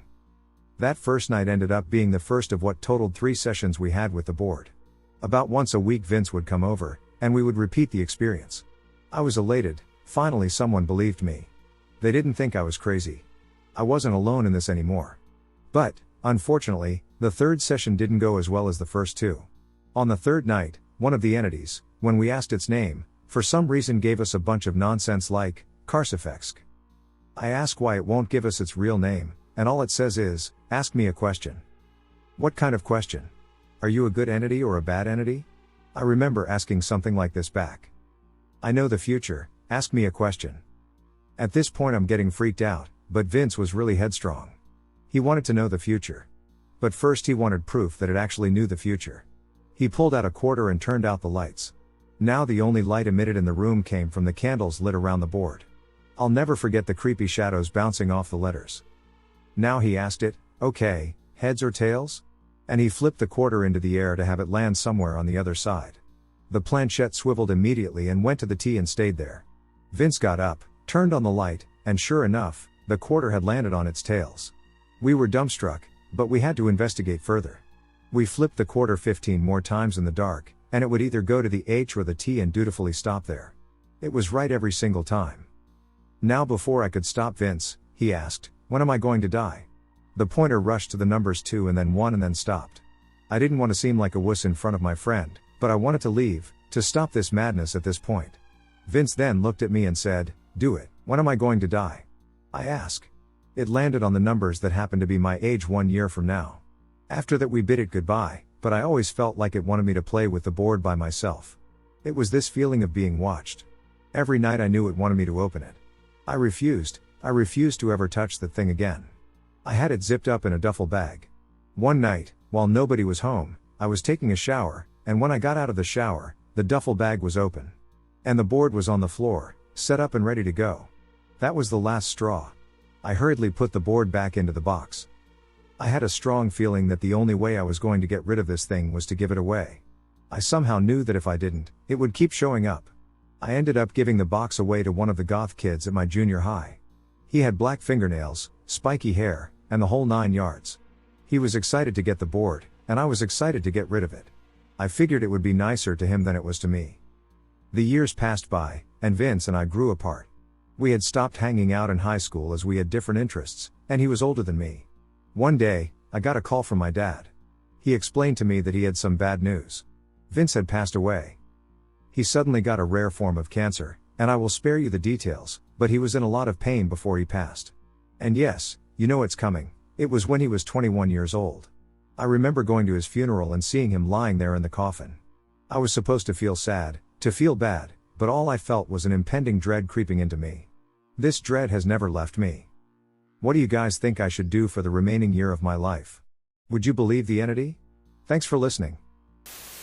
Some type of spirit is in our house, and we don't know what to do. I live in a student house in Lincolnshire with 4 others. We all range from 20 to 22. So it all started around September 23 RD and started with knocking, walking, and just generalized noises. We initially didn't think anything of it and put it down to having thin walls to our neighbors. It then all started to ramp up a little bit. One of the girls started to have dreams about this spirit that had chains around her hands, who would start to approach her more and more every night. One night she had this dream, the spirit was right in front of her, and when she looked down, she also had chains around her wrists. She remembers her Nan, who had passed, appearing in her dream and telling her to get out. She started screaming it, and she woke up in cold sweats with scratches all down her legs and back. From here on is when things started to get worse. Lights started flickering, and doors opening and closing on their own. I felt it was getting worse. Things happen all over the house, such as in the living room, which is directly underneath my bedroom. It's always very cold. Has a weird feeling, and it feels like you're being watched in there. One of the girls, when we first moved in, went in there and had a panic attack because she felt like somebody else was in there with her, but she couldn't see them. She also mentioned that there was a very heavy, unsettling atmosphere in there. My bedroom seems to be the hot spot, directly above the living room, with noises, moving objects, things going missing, etc. When people also come in and out of my room, they hit with an overwhelming sense of unease and fatigue, like all of the energy has been sucked out of them. They start to feel ill, such as headaches and severe abdominal pain. There have also been times when I've been in bed in the early morning, about half a.m., and I've heard noises from in my bedroom. Like objects moving like footsteps and whatnot right behind me whilst I'm trying to sleep. One particular time was when I could hear kids running around and laughing in my bedroom. It couldn't have been the neighbors because of how early it was in the morning. I've also had nightmares and dreams about these spirits, and so has one of the other girls. One dream/nightmare particularly scared me as I dreamt that I got hurt by 2 men, and less than 3 days later I did. Another time I vividly remember one night I was in bed, rolled over, and there was a huge black mass in the corner of my room. Near it, sitting on my chair, a white glow appeared, and I remember hearing in a faint whisper, "Don't be scared, I'm here to protect you." For some reason, I remember his name being Michael, but I don't know how I got that name. Just as they appeared, both went, and there was an unsettling, nervy feeling. I'm not the only one to have seen apparitions in the house. One of the other girls saw what appeared to be a girl's dress and feet in her doorway, but when she looked up, nothing was there. There have also been smells of rotting eggs in only one part of my room, as well as other strange occurrences like feeling watched all of the time. There was another time when we were all sitting in the room together just chatting, and all of a sudden we felt like we were being watched. Someone made a comment saying this, and the next thing you know, I felt like I was being choked, but nothing was there. There was a strange pressure on my chest, and I just felt like I couldn't breathe. All of us in the house have had an influx of panic attacks and just a lot of bad luck shared between us. We've also had a common share of electronics playing up, doors opening and closing on their own, the TV turning itself on in the middle of the night, and our Alexas randomly starting to play, and coincidentally it's always been the Sam Fender song getting started that freaks us all out even more. One of the lads that live with us also felt and experienced some of these things and decided to get his nan involved to help, as she had dealt with it before. When she first walked in our house, bleach was thrown at her, which was clear to see as she was wearing all black. She is very in touch with that side of things and cleaned the house and blessed it, which seemed like it had initially worked. This is in October, about 2 days after things started up again, and it's just been getting worse ever since.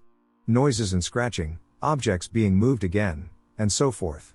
It seems like the center of the activity is my bedroom. It's always cold and has always had an eerie feeling. As I'm a student, I go home for the holidays and the summer, and this summer, whilst I've been away, I've allowed one of my friends to stay in my room. As soon as she moved in there, he was struck with severe allergies, which I also experienced at the beginning of the term when I very first moved in. The others in the house have noticed behavioral changes with her since being in my bedroom. She was living with us previously. They also mentioned that when I'm there, I experience changes such as increased irritability, rapid mood swings, panic attacks, and anxiety, among other symptoms.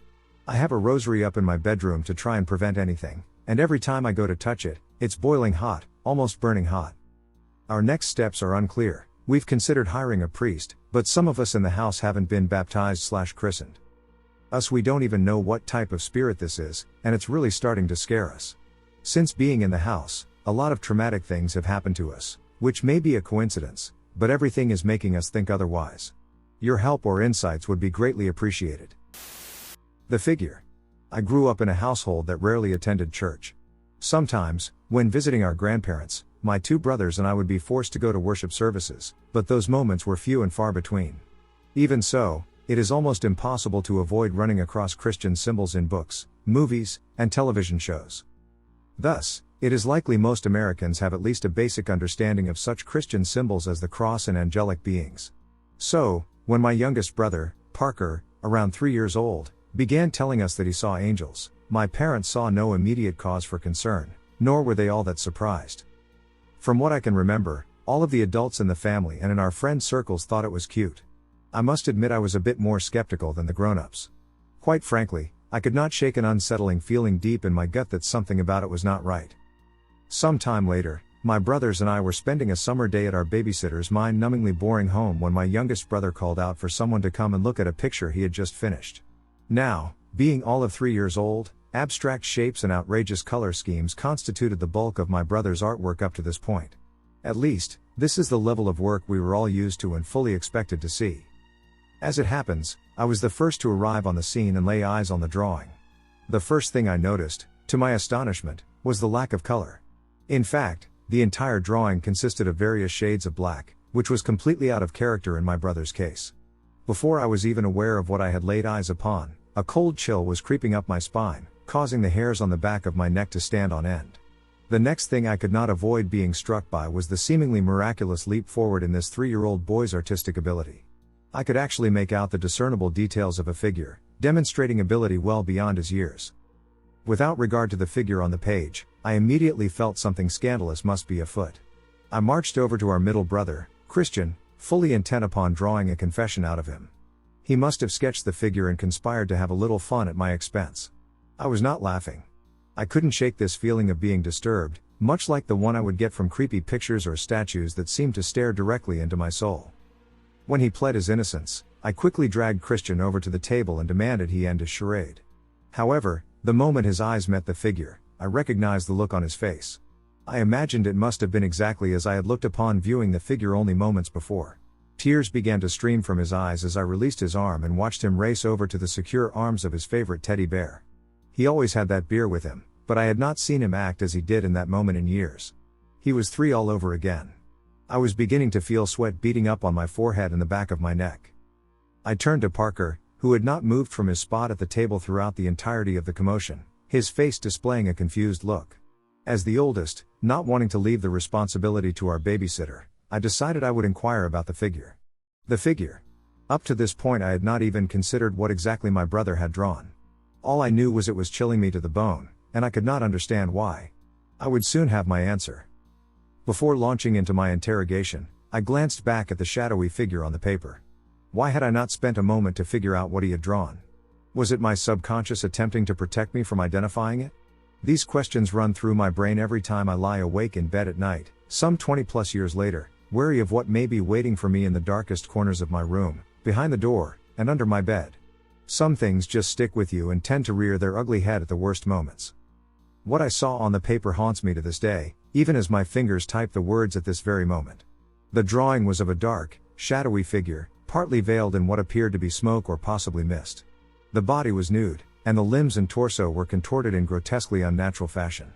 Tears were welling up in my eyes as I scanned the figure, slowly drifting up toward its face. This face was something indescribably sinister and horrid. It had no business even being a figment of imagination, much less being sketched by a 3-year-old.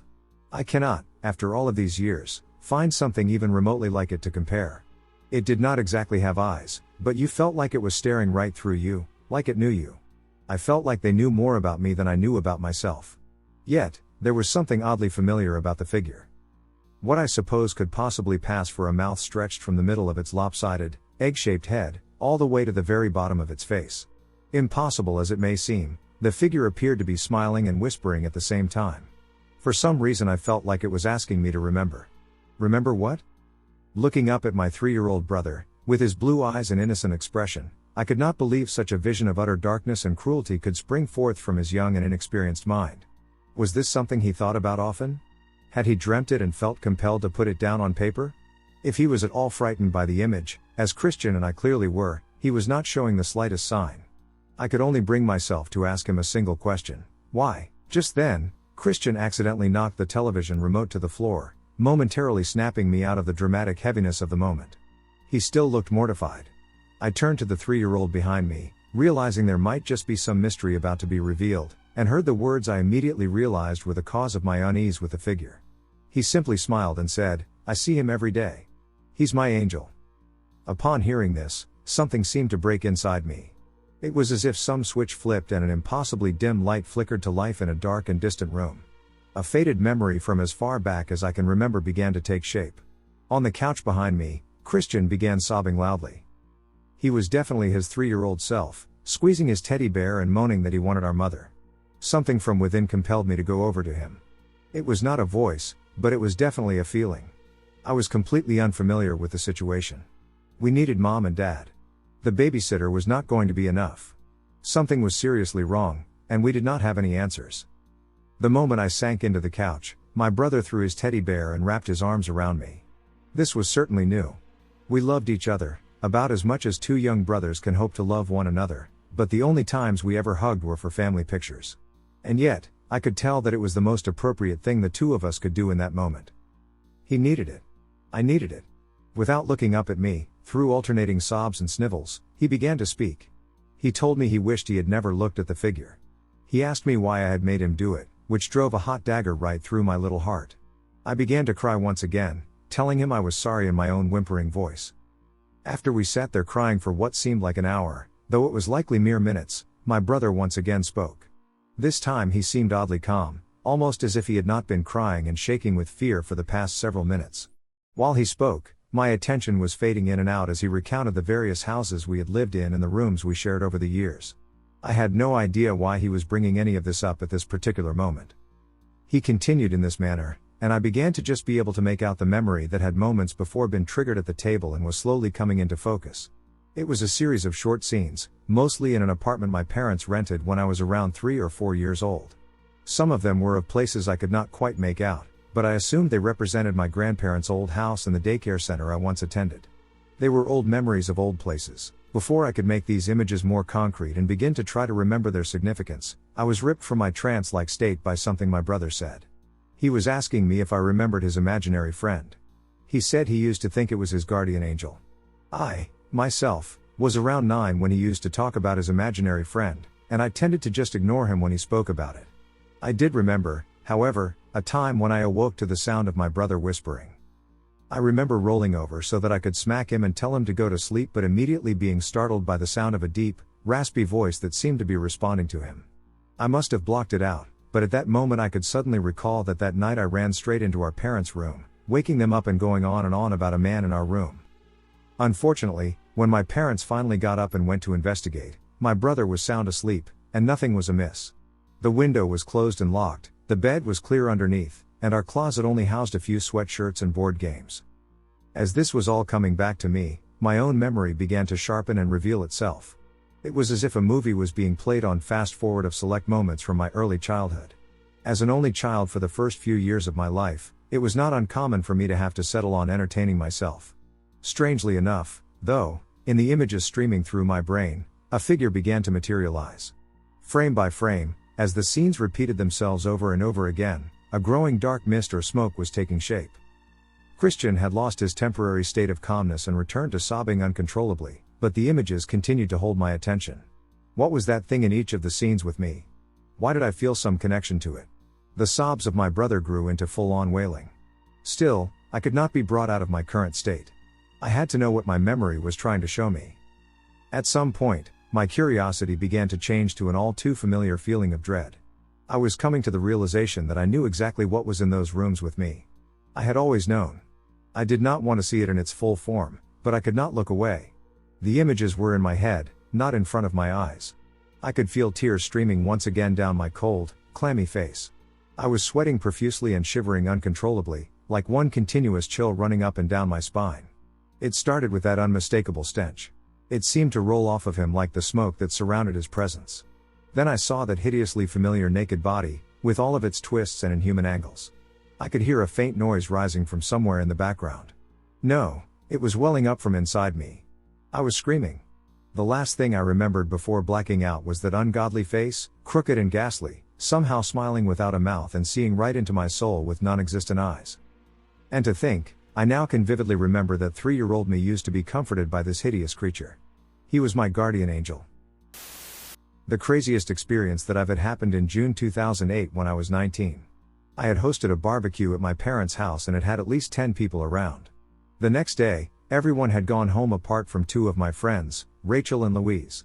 My family members had all gone out to run errands or see friends. The house had been left in a bit of a mess, so I went downstairs to sweep the kitchen floor and tidy up. When I was finished, I went back upstairs to my room where Louise was sat on the chair by the window and Rachel was sat on the floor with the door to her left. I closed the door and sat on the bed to chat, directly opposite Rachel. Slowly I became aware of a swirling of male and female voices murmuring in a language that I couldn't identify. I was absolutely terrified and convinced that I was losing my mind, but then I looked at Rachel, and she looked just as scared as me. The voices got louder and louder, and then we heard what sounded like heavy footsteps crashing up the stairs. The bedroom door handle started moving up and down like crazy, and then the door flew open, flew open, then closed again, then all movement and the voices stopped. As I and Rachel got our breath back, Louise, who had seemed totally oblivious, said, "What's wrong?" It was just the wind. I slept with my light on for about 3 days after that. Shadow person. Last night, I had an experience I can't fully explain, and for someone like me, who doesn't believe in paranormal things, that's saying something. I'm a rational person, and for me, everything has a logical explanation. It was around 2:30 a.m., dead of night, when I woke up with this strange, eerie feeling that I was being watched. As I blinked myself awake, I saw a shadowy figure sitting at the edge of my bed. The room was pitch black, but I could clearly make out this dark silhouette. What made it even weirder was that my cat, who never sleeps in the bedroom, let alone on the bed, was lying down by my feet. That alone felt off. The figure was sitting at the edge of the bed, near the cat, and what freaked me out was that it looked like it was petting my cat. My cat wasn't acting freaked out either, it was just staring at this shadow. At first, I thought maybe it was my boyfriend, who had woken up and was petting the cat. But when I looked beside me, he was fast asleep. My next thought was that maybe it was an intruder, but the more I stared at the figure, the more unsettling it became. I rubbed my eyes, trying to shake off the haze, assuming I was dreaming or half asleep. But the figure didn't vanish. I grabbed my glasses, hoping it would bring some clarity, but it was still there. Almost looked like it was pulsing. I just kept trying to focus my vision hard, hoping it would disappear, and it's just in my head.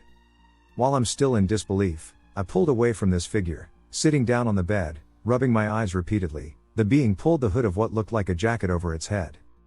Then it stood up, slowly, and it started growing taller, looming by the door.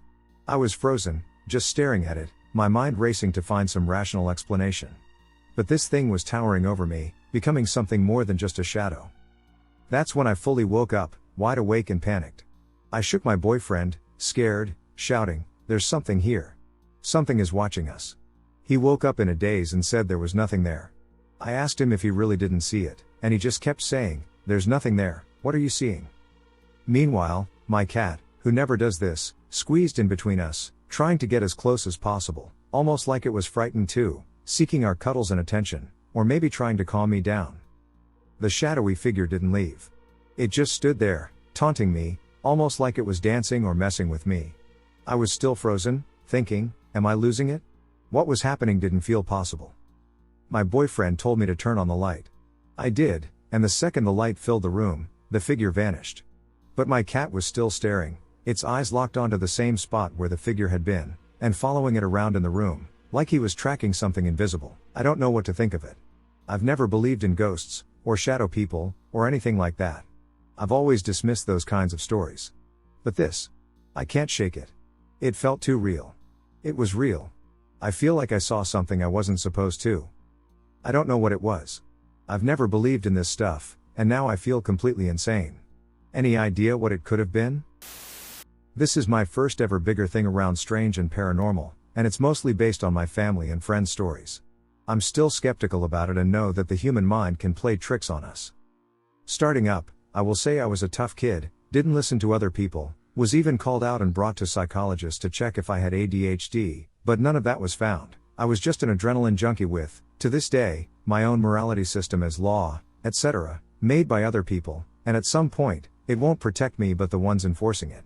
What that means is that I was surrounded by people with bad reputations, so to speak. Since I was a little kid, I had a hard time with my stepfather and found my ways outside my house.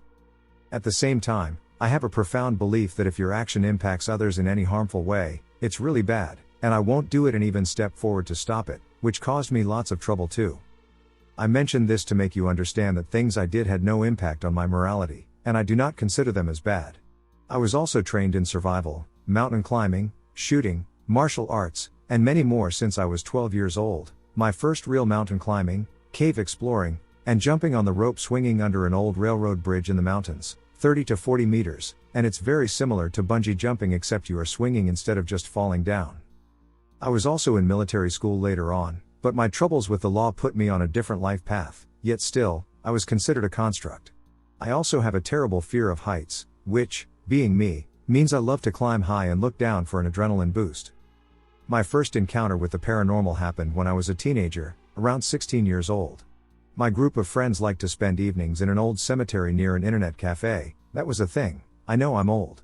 Now my friends said they had many encounters there, and they saw ghosts and all that, which I was and still am a bit skeptical to believe. Yet one of those evenings when it was getting dark, I noticed on arrival that there was some guy standing on one of the alleys leading to the other side of the cemetery from where we were hanging out. Our place was at the entrance, and looking out over the cemetery, the main path was straight in front of us.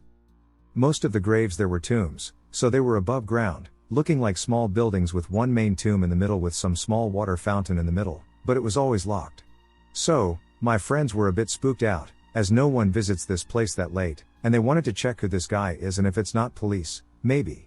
Of course I was the one who went down and checked the guy.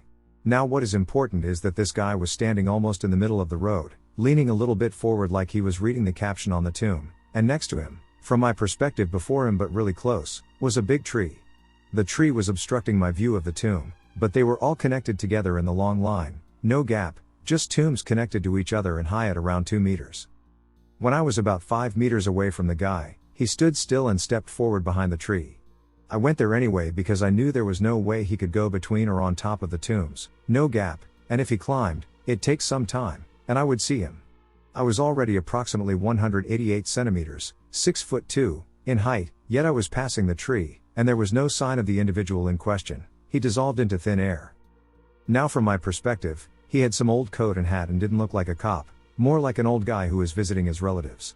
So yeah, the guy just did step forward and vanish in thin air. My friends were by the entrance, and they didn't see him leaving, and we all saw him. Now when I think about it, there could be some entrance there, and he was some homeless guy living there, but I just missed it somehow. The only thing that bothers me is that even if he gets in, I would see or hear it, and there was nothing. No sound and no trace. My friends were spooked out. I didn't really care much, as I still believe he had to get somewhere or hide from us. After this incident, There was something else, but I don't remember anything from the night as I joined my friends there after the party, and I was drunk. They were telling me we were playing some game on the other end of the cemetery where we usually sit. Behind the wall from there is the crematorium. I don't remember much more than getting there. We started some game, sneak in and steal enemy flag, and then I remember that we were outside the main gate and my friend was holding me and telling me I was possessed, scared as shit. Some girl was crying, and they were really spooked. To this day I don't remember what happened, but I was drunk, and I had a stupid idea to scare them, but I don't remember it. I was the only one not feeding into their fear of ghosts and other paranormal stuff, yet I enjoyed the adrenaline of visiting spooky places. Yet since that night, I have had so many strange encounters and stories in my life that I want to share them with you guys. Soon after that night, I and my parents moved to our new house built behind our old tenement, where I saw for the first time in my life someone dying and then corpses. My grandmother died when I was in the same room, and then her body was on the couch for 1 or 2 days waiting for the funeral, but I didn't think much of it back then.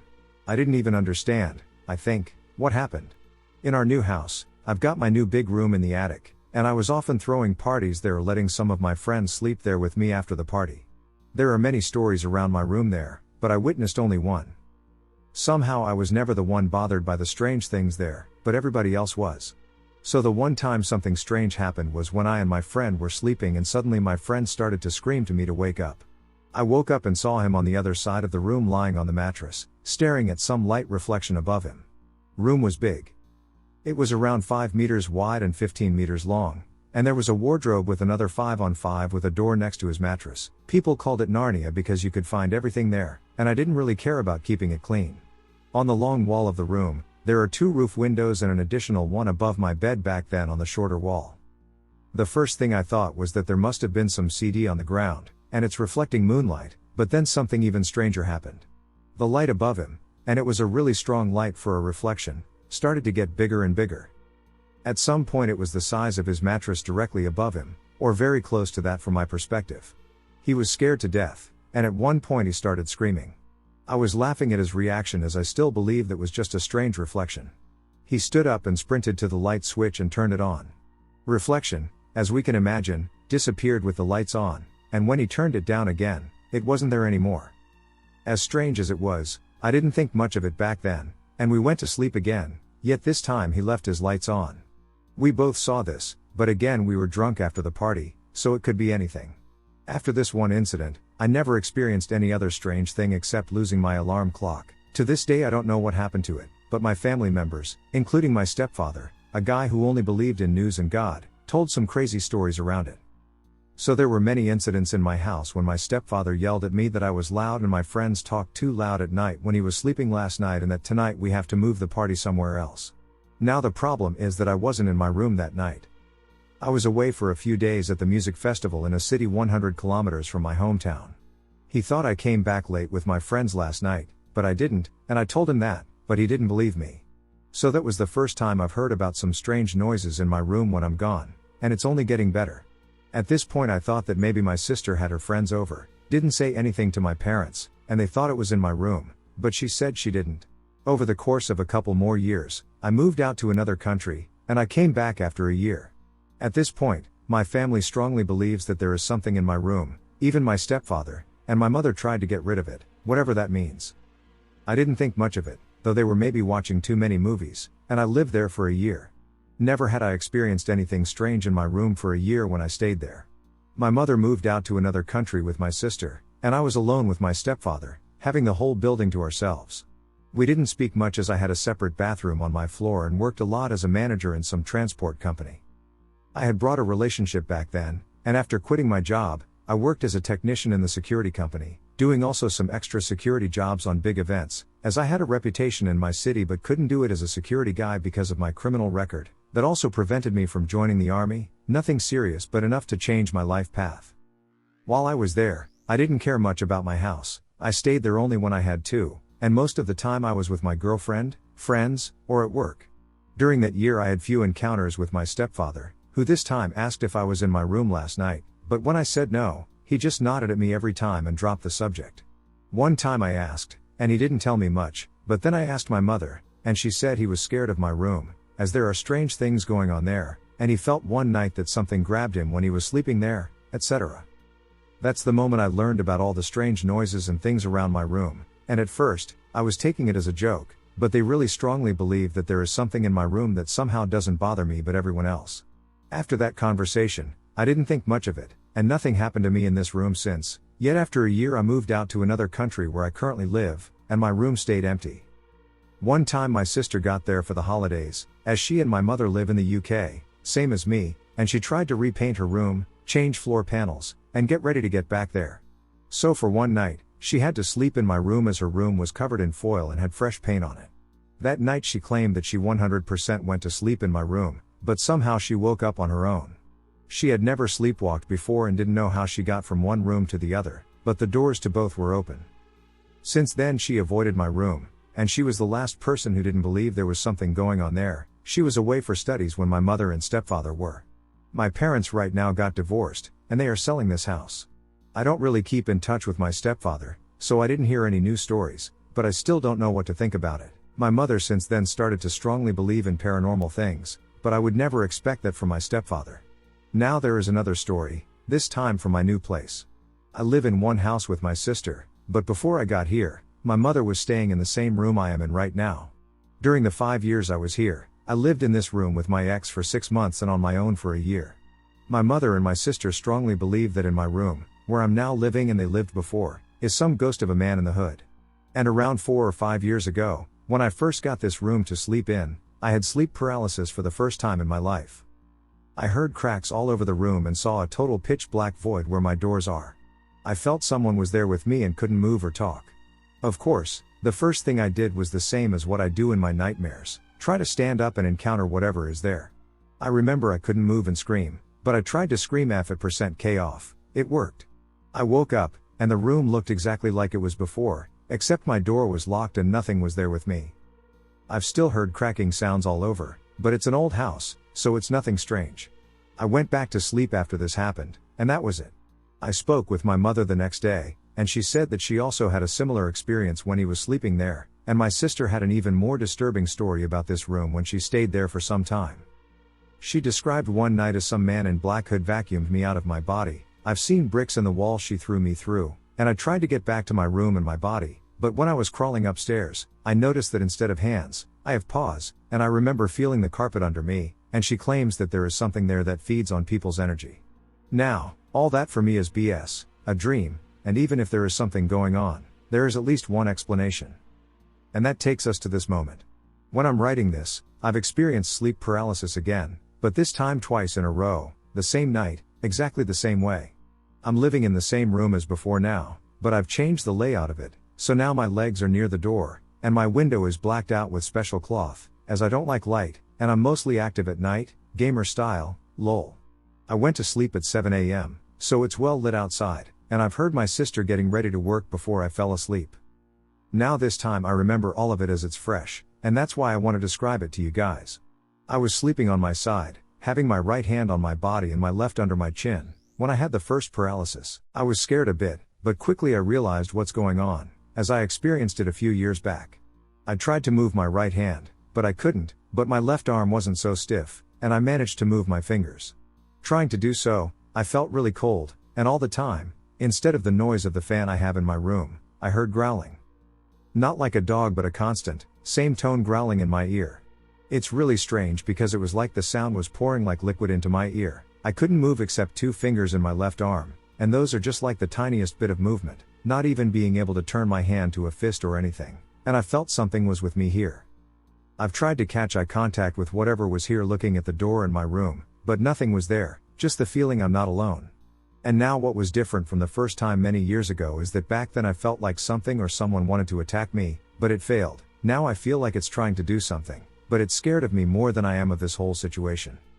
As I put up a fight against this paralysis, quickly I regained consciousness, and this heavy air feeling disappeared. But as soon as I fell asleep again, it turned exactly the same. Same noise with the same feeling and cold, yet this time I knew this something/someone wants to communicate, is lost. I felt sorry for whatever this feeling was. When I woke up, I had this strange feeling that it was still there, but there was no force holding me, no sound other than my sister outside walking around and those cracks everywhere around. Before I associated it with an old drawer, but it's gone now, and all my furniture in my room is new. Whenever I closed my eyes, I'd seen. I don't know how to describe it, pictures, thoughts of pictures, but I didn't feel they were mine. And as I always believe nothing is impossible until proven, I've tried to respond in my thoughts to those strange, bizarre pictures, old dull blue eyes, some strange scenes, and looking like old pictures with some men on them, but one of them even that he looked nothing special was set as a focus point. And when I asked what it wants, I've seen again the picture of white shadow with hands stretched to me. What I believe happened is that because I've watched a lot of Mr. Ballen content recently, I really enjoy it, my mind just used it as an autosuggestion and created all that again. But again, as I've said before, and now based on the whole background of my life, I don't want to just ignore it as I usually would but to explore and learn more. One of the things that is intriguing to me is the sleep paralysis itself. It gives this strange yet fun experience and adrenaline. After this strange exchange of thoughts, I've just informed whatever that was that I'm tired, and if it really wants to contact me, go ahead, but find some other clearer way to do so because I don't fully understand what those thoughts and pictures mean. My final conclusion is obviously autosuggestion, but it makes it quite fun, and for me, an adrenaline junkie, it just pushed me a bit more towards joining some paranormal investigators just for this adrenaline boost. Let me know, guys, again, what you think. I have also had a brief experience with strange lights in the sky, with the same friend who saw a light above his mattress in my room. But that was at night and near a military base, so plenty of explanations, and also very strange dreams when I was younger staying in my old room that my parents and some other people believe is haunted, and this dream was so strange and real that to this day, and I'm 30, I can't stop thinking about it.